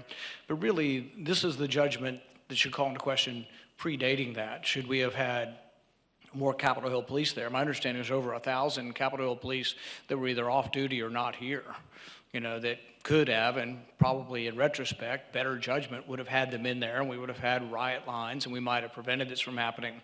So I think we can talk all we want about January 6th, but really it's the decision-making leading up to that. Someone made a bad judgment call, and we need to be better prepared. If we want to fix this in the future, it isn't about calling the National Guard out quicker. It's about having 1,000 people standing there before the riot happens so the riot doesn't happen. So that's where the real mistake is, and I think we can get too bogged down on the details of January 6th and forget about what could have actually fixed this. Ms. Sanborn, in the investigation afterwards, did the FBI or any intelligence gathering entity of government subpoena, request, or issue a warrant for non-individualized phone and credit card records for anyone on Capitol Hill on January 6th? I don't have the specific answer to a specific subpoena, but I do know that we've issued lots of subpoenas and lots of search warrants as a result of each of those individuals. Yeah, my question's not towards individuals. Like if you see John Smith on a video, I'm fine with looking at his records. My question is, did you have a generalized collection of data about people who were on the Hill on January 6th? Not that I'm aware of. I do know that we have used data, and this is reflected in some of the charging documents that had geolocation data. I don't know the background for what the underlying predicate was for that search warrant, but I do know that we obtained geolocation data. I just don't have the predication. Do you understand the potential problem here if you gather everybody's data and then start searching through it and looking for people who might have done something wrong, as opposed to the traditional law enforcement where we think John Smith is on a video breaking into the Capitol. Now we want to look at his records and see if he was there to help prove he was there. I think that's a reasonable request. But we have had articles written about the Bank of America sharing all of people's credit card information. What I need to know is, did you request it? Did you subpoena it? Did the Bank of America just decide they don't care about the privacy of their customers and just upload everybody's data? These are important questions. The Fourth Amendment's out there to protect against generalized searches. And I think you know the importance. Most people in law enforcement know the importance of you individualize. We're all fine with that. But there are even reports that elected members of Congress's phone calls, records, as well as credit card records are in some of this data. Have you heard of that or seen any of that? I don't have any specifics on that, sir. I'd happy to follow up. All right. So if we want to get the answer, we just need to direct it to the director of the FBI. I mean, you can direct it. I'm happy to follow up and answer the question for you. Right, but you have not personally seen any of that or seen any cross-referencing of records between a general category to try to find individuals as opposed to have an individual and then looking at data? No, again, sir, I don't know what went into the background for the application for the search warrant, so I would like to follow up and get you that detail. And I do know that we did receive information from private partners. I'd also like to follow up on that specific detail about Bank of America for you as well. But you don't know the answer? I do not. Okay. Well, I think it's very important. Everybody wants to get to the bottom of this, but it's also very important that we not have some huge dragnet and that everybody that went shopping on January 6th in D.C. is now a suspect and going to be charged with some kind of conspiracy that could be 20 years in prison. So as we do the investigation, it's important that those who committed violence are treated accordingly and given significant penalties. But I think it's also important that those of us who have been for criminal justice reform, for poor, underrepresented people in our cities, also want the same kind of justice here, that we're not charging people with crimes that are 20 years for doing something that was admittedly wrong and they should be punished for. But there's a difference between assaulting a policeman and causing bodily harm, which I think requires jail time, and being present at the Capitol. And I worry that if we're going to look at everybody's phone shopping records and 20,000 people were here, I hope that's not what's going on, is that we're looking for anybody in D.C. and we're going to just develop a case out of nothing without having seen them actually commit some sort of crime. Yes, sir, totally understand. I would like to follow up on both of those. Again, I'm not clear on what went into the application for the phone data. I do know we have phone data. I am aware of the Bank of America situation and would like to follow up in detail with you on that. Right. And my suspicion is it was got in a generalized way because we have very little concern for individual privacy anymore, and the warrant requirements and some of the court precedents allow the FBI to gather this. It's just something I object to, but gathering things in a large way, not specific to an individual, not specific to probable cause, and not specific to someone alleged to have found a crime, but more a dragnet of, hey, let's just look at all the phone data on Capitol Hill. And I want you to know that there are at least some of us in this country who don't like that.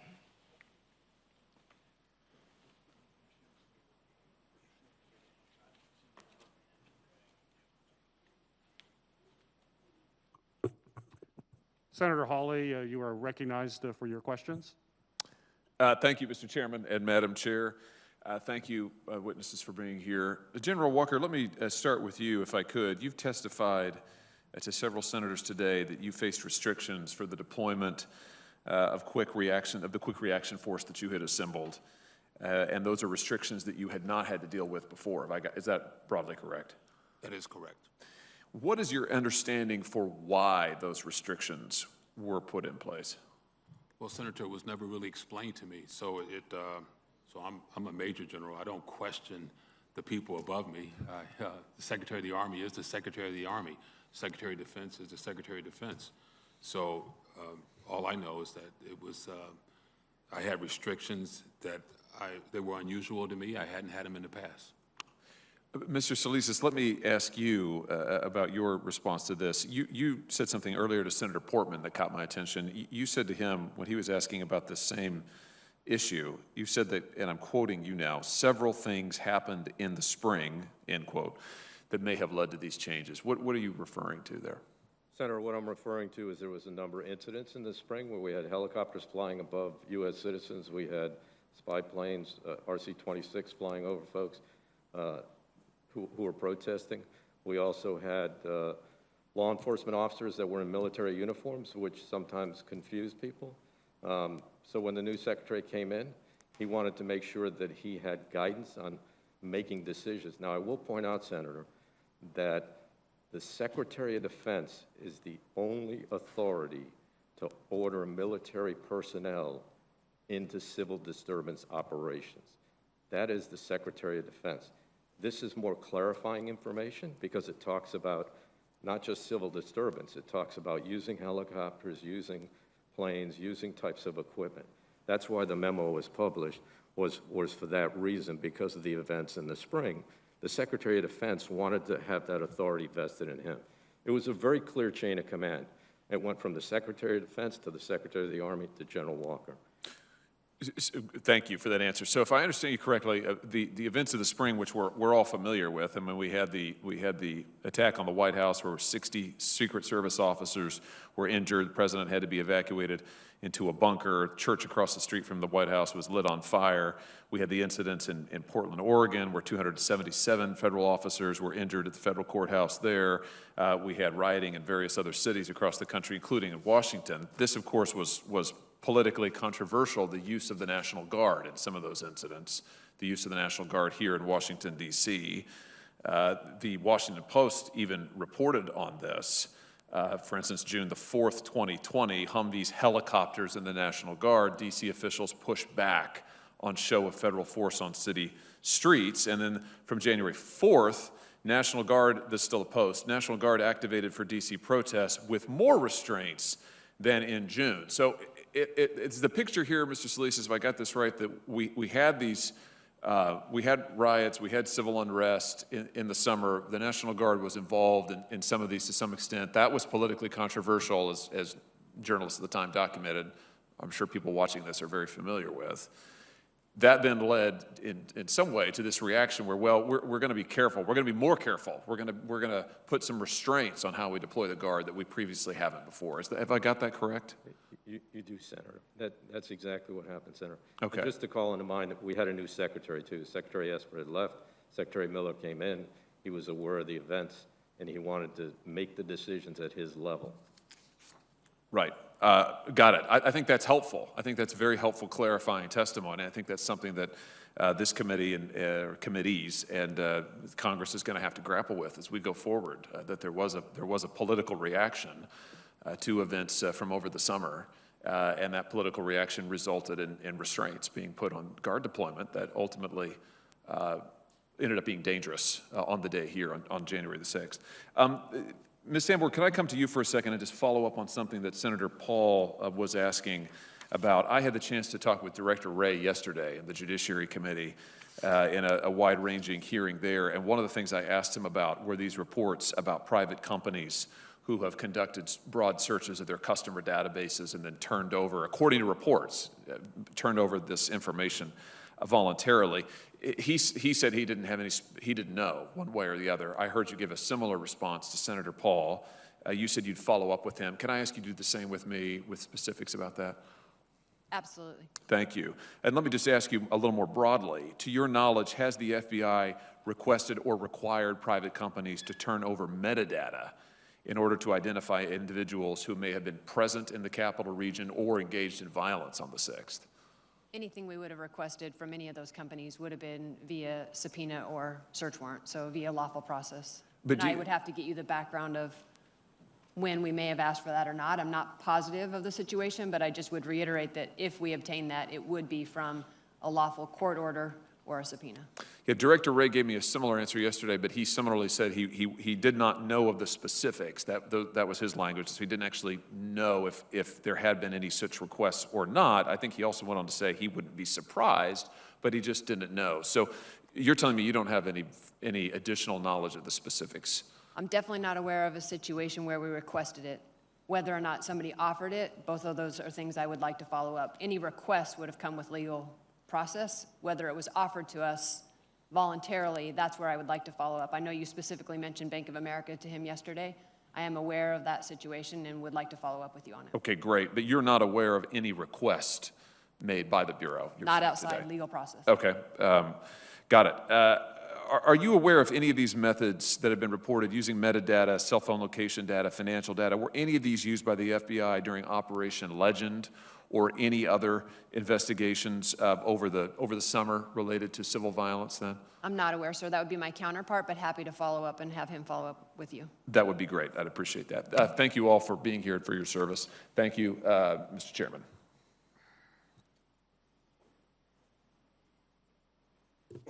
Senator Cruz from the Rules Committee. Thank you, Madam Chair. Thank you to each of the witnesses for being here. Thank you for your service helping keep this country safe. As we look back on the terror attack that played out in the Capitol on January 6th, it is apparent that far more should have been done to keep the Capitol safe and to stop the attack beforehand. There were multiple factors that led to that not being done and to there not being a sufficient law enforcement presence to prevent violent criminals from carrying out that terror attack. On January 5th, the day before the attack, D.C. Mayor Muriel Bowser sent out a tweet.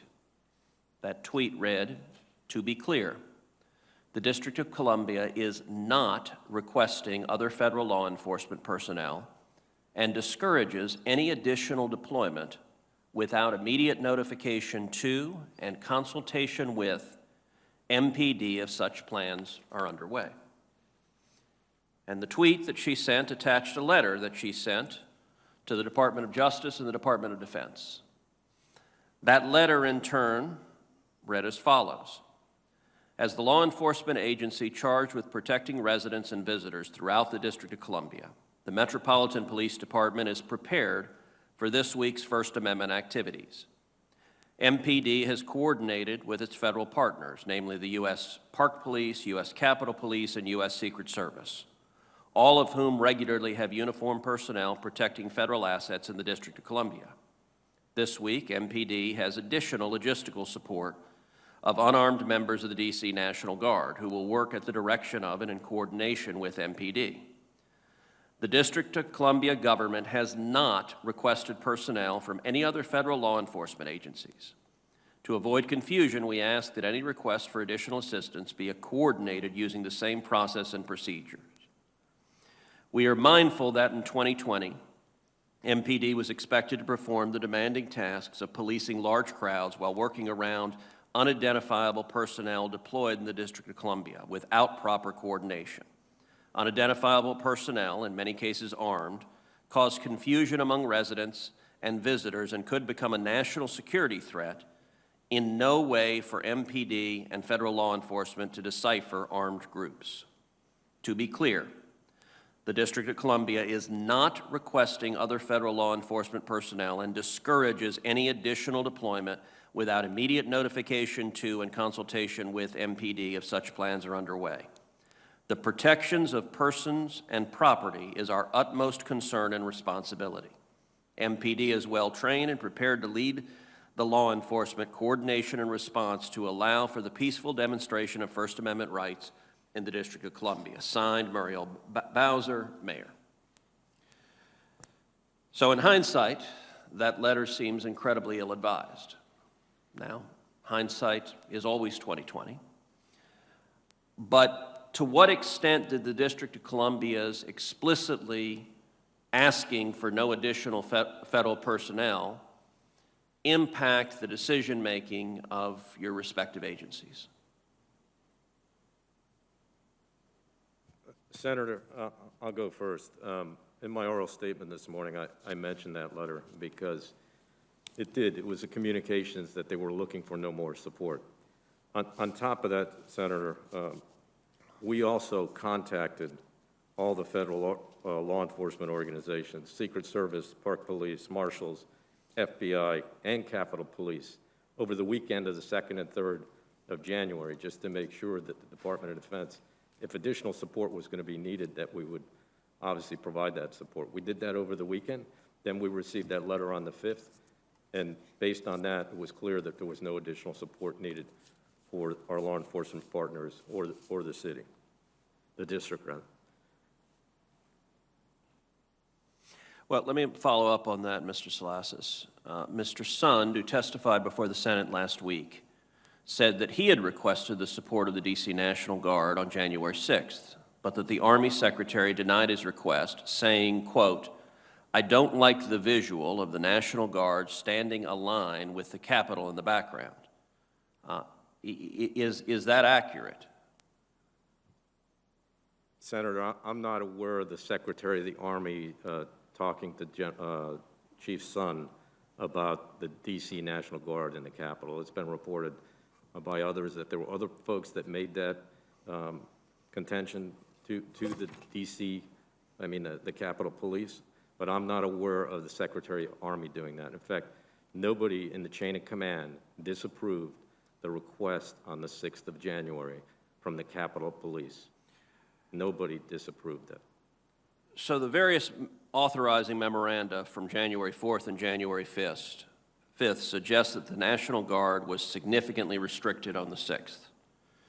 While Ryan McCarthy, the former Secretary of the Army, approved the D.C. National Guard to support MPD in some ways, he expressly withheld authority to employ the Quick Reaction Force, and he lacked authority to authorize the issuance of weapons and riot gear, among other things.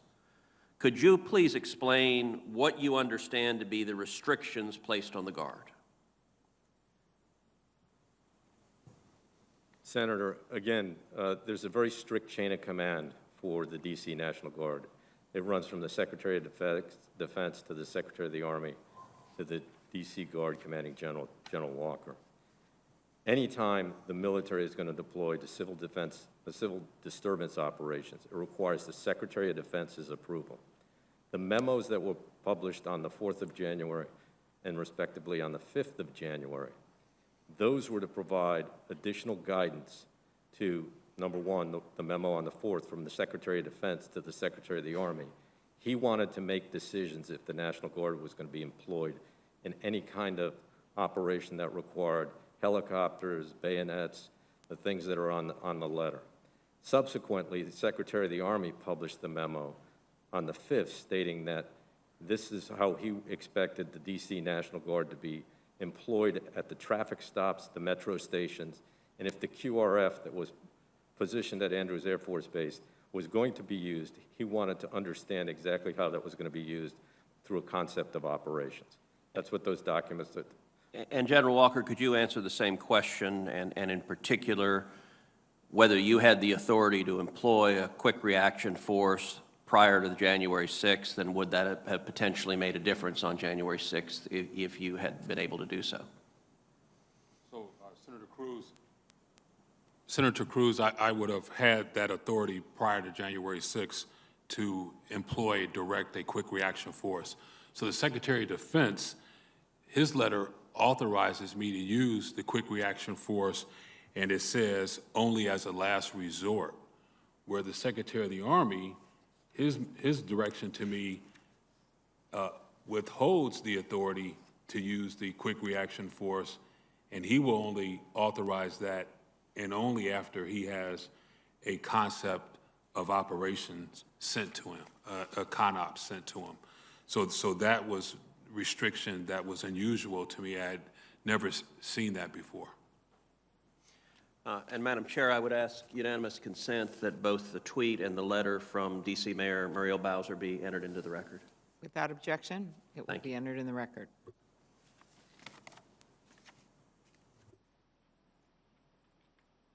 I think that we are starting to wrap up this hearing, and I want to thank the witnesses again for your testimony. But I have a couple of quick questions, and I know Chairwoman Klobuchar has a couple, and then we'll have some closing comments. I guess I'll start with these two questions in the preface. I'm going to start these questions where I started my questions initially, with the events that happened in the summer of 2020, where authorization happened very quickly for the National Guard. There was no delay. You were immediately deployed, General Walker, and yet it happened differently prior to on January 6th. And part of that is some of the surveillance. So my first question for you, Ms. Sanborn, it's been reported that the FBI deployed its state-of-the-art surveillance plane to watch the protests that occurred in Washington, D.C. over the summer in response to the death of George Floyd. How do you explain the difference in how the FBI responded to the Black Lives Matter protest compared to the pro-Trump protest? So I don't have any specifics on the plane. It's just not my purview of something that I cover specifically as the Assistant Director of Counterterrorism. But what I can tell you from the Counterterrorism Division's approach to both of those was not different. We go after the violence, and what we saw all summer long was violence and people using the guise of First Amendment protected activity to conduct violence. And we opened hundreds of cases and arrested close to 100 people throughout the summer and their activities. So our approach to both instances was equal opportunity. If you're going to do violence in the United States and break federal law, the FBI is going to investigate. Well, certainly, and I understand that, and you should. There's no quarrel there. Where would we get the answer on the use of a surveillance plane versus not on January 6th, but on other occasions across the country? Yeah, I'll take the question back. I think it would be best posed for our critical incident response group, but definitely I'll find somebody that can follow up with you. I appreciate that. General Walker, you were also asked by someone on the panel about the helicopter and in relation to January 6th, and you said that's not normally something we would use, and I believe, I don't want to mischaracterize, you said it wouldn't be necessary, but that's what I did get from it is that it's not normally used. And yet it was used in the summer protest. Why was it used there and not on January 6th? Was there a difference of circumstances? How do we explain that difference? So it is my understanding, so one of my deputy commanding generals put the helicopter up. Ultimately, it's still me, but the request was made to get, I believe the request was to be able to observe and report the crowd size. It was at night, that night, versus a daytime operation. And so that's why the helicopter was there. I just want to correct the record regarding the RC-26 that was mentioned. The District of Columbia National Guard never requested an RC-26 fly over the District of Columbia. So the difference between the summer and January 6th was the Secretary of the Army was right next to me for days at a time. When it came time to respond to the White House, the Secretary of the Army was with me. The monuments, the Secretary of the Army was with me. He either came to my headquarters, he rode in the car with me, or I rode in the car with him. I was present when he called the Secretary of Defense and the Attorney General to request approval for a request that the city made. So the city wanted us to conduct additional traffic control points, blocking vehicles. The Secretary gave me a verbal and then contacted the Secretary of Defense and the Attorney General, and it was done. So those are just some of the differences that occurred. Then I didn't have the Secretary of the Army with me on January 6th. Well, the Secretary was with you during the summer. Those were large gatherings. All the evidence pointed that this was going to be a very large gathering, and we know that based on social media, that the Capitol and members of Congress was going to be a target. Is there a reason that you know of that the Secretary of Army was unable to be with you on that day? I don't, but the Secretary of the Army is the Secretary of the entire Army, so I don't know what else was going on throughout the Army. We're globally deployed. I do not know why he was not with me on January 6th, as he was during the summer. Very good.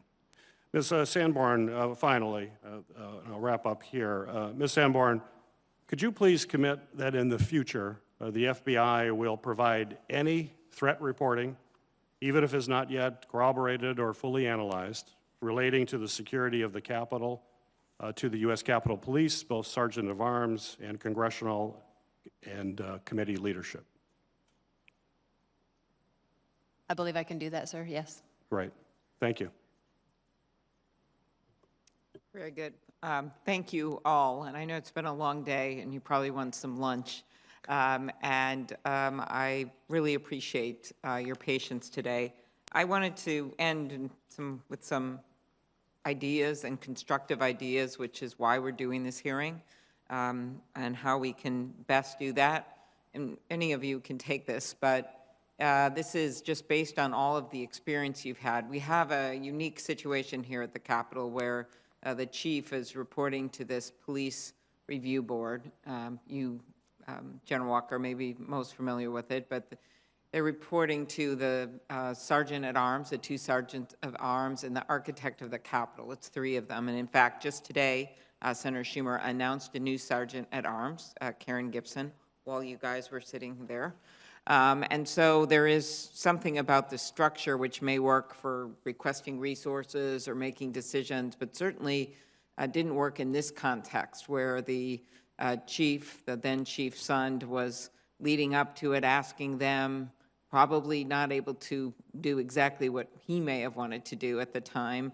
And then the most ridiculous of situations during the insurrection is actually calling them for their advice and authority while they are individually guarding the members and safely getting them to other places in this crisis situation.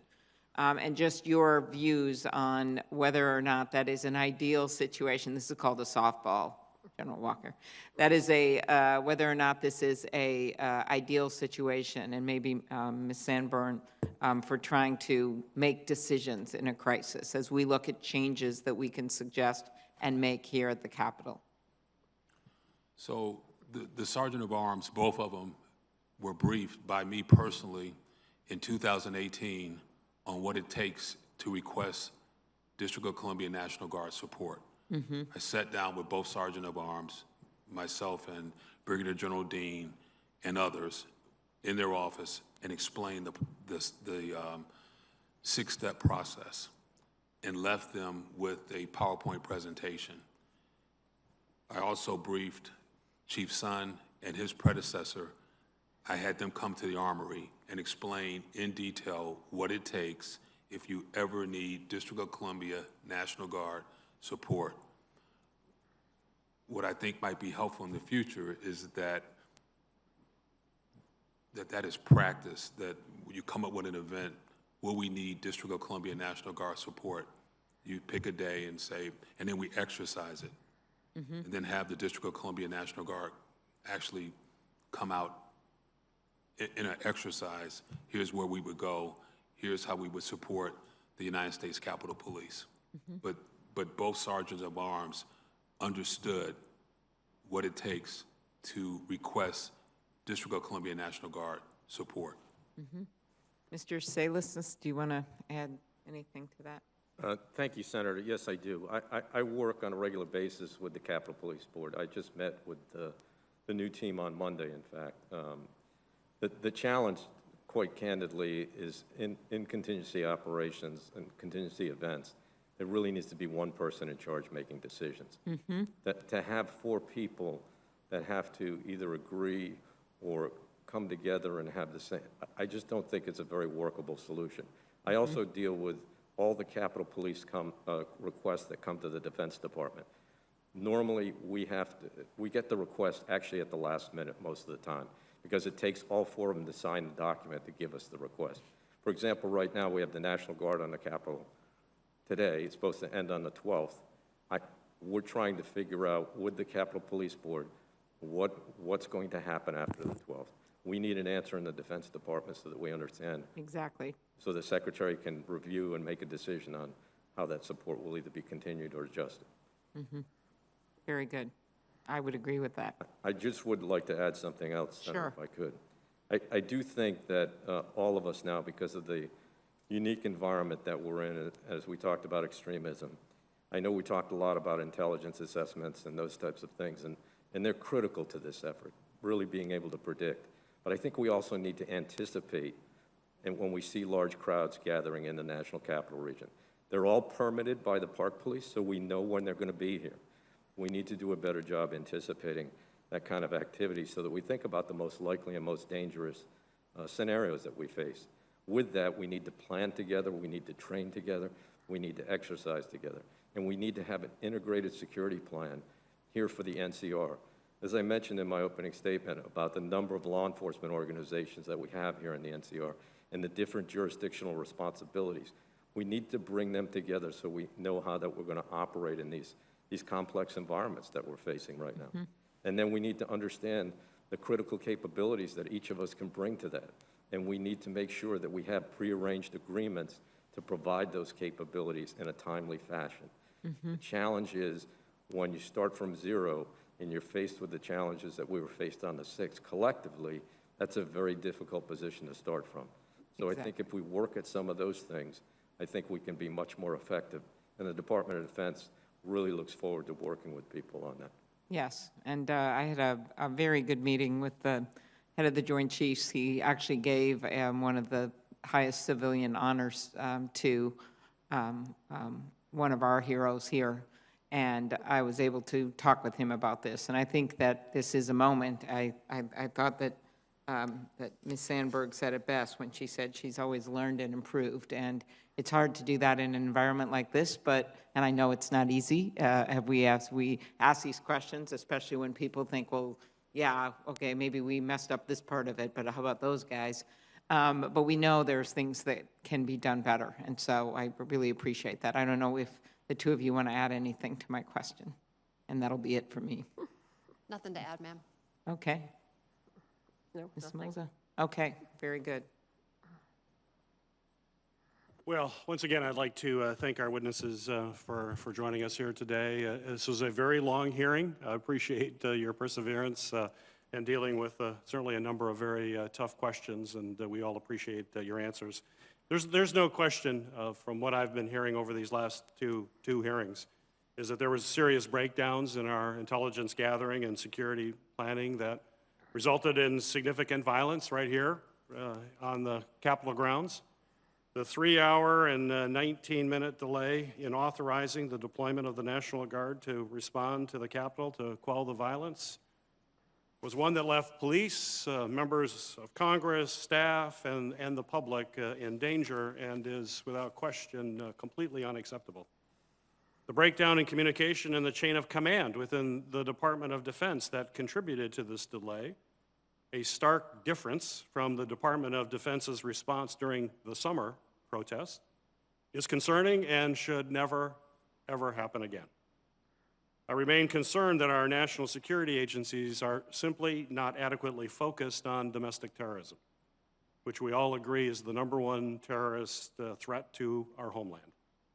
The potential for violence was well known and widely disseminated all across social media platforms in the days leading up to January 6th.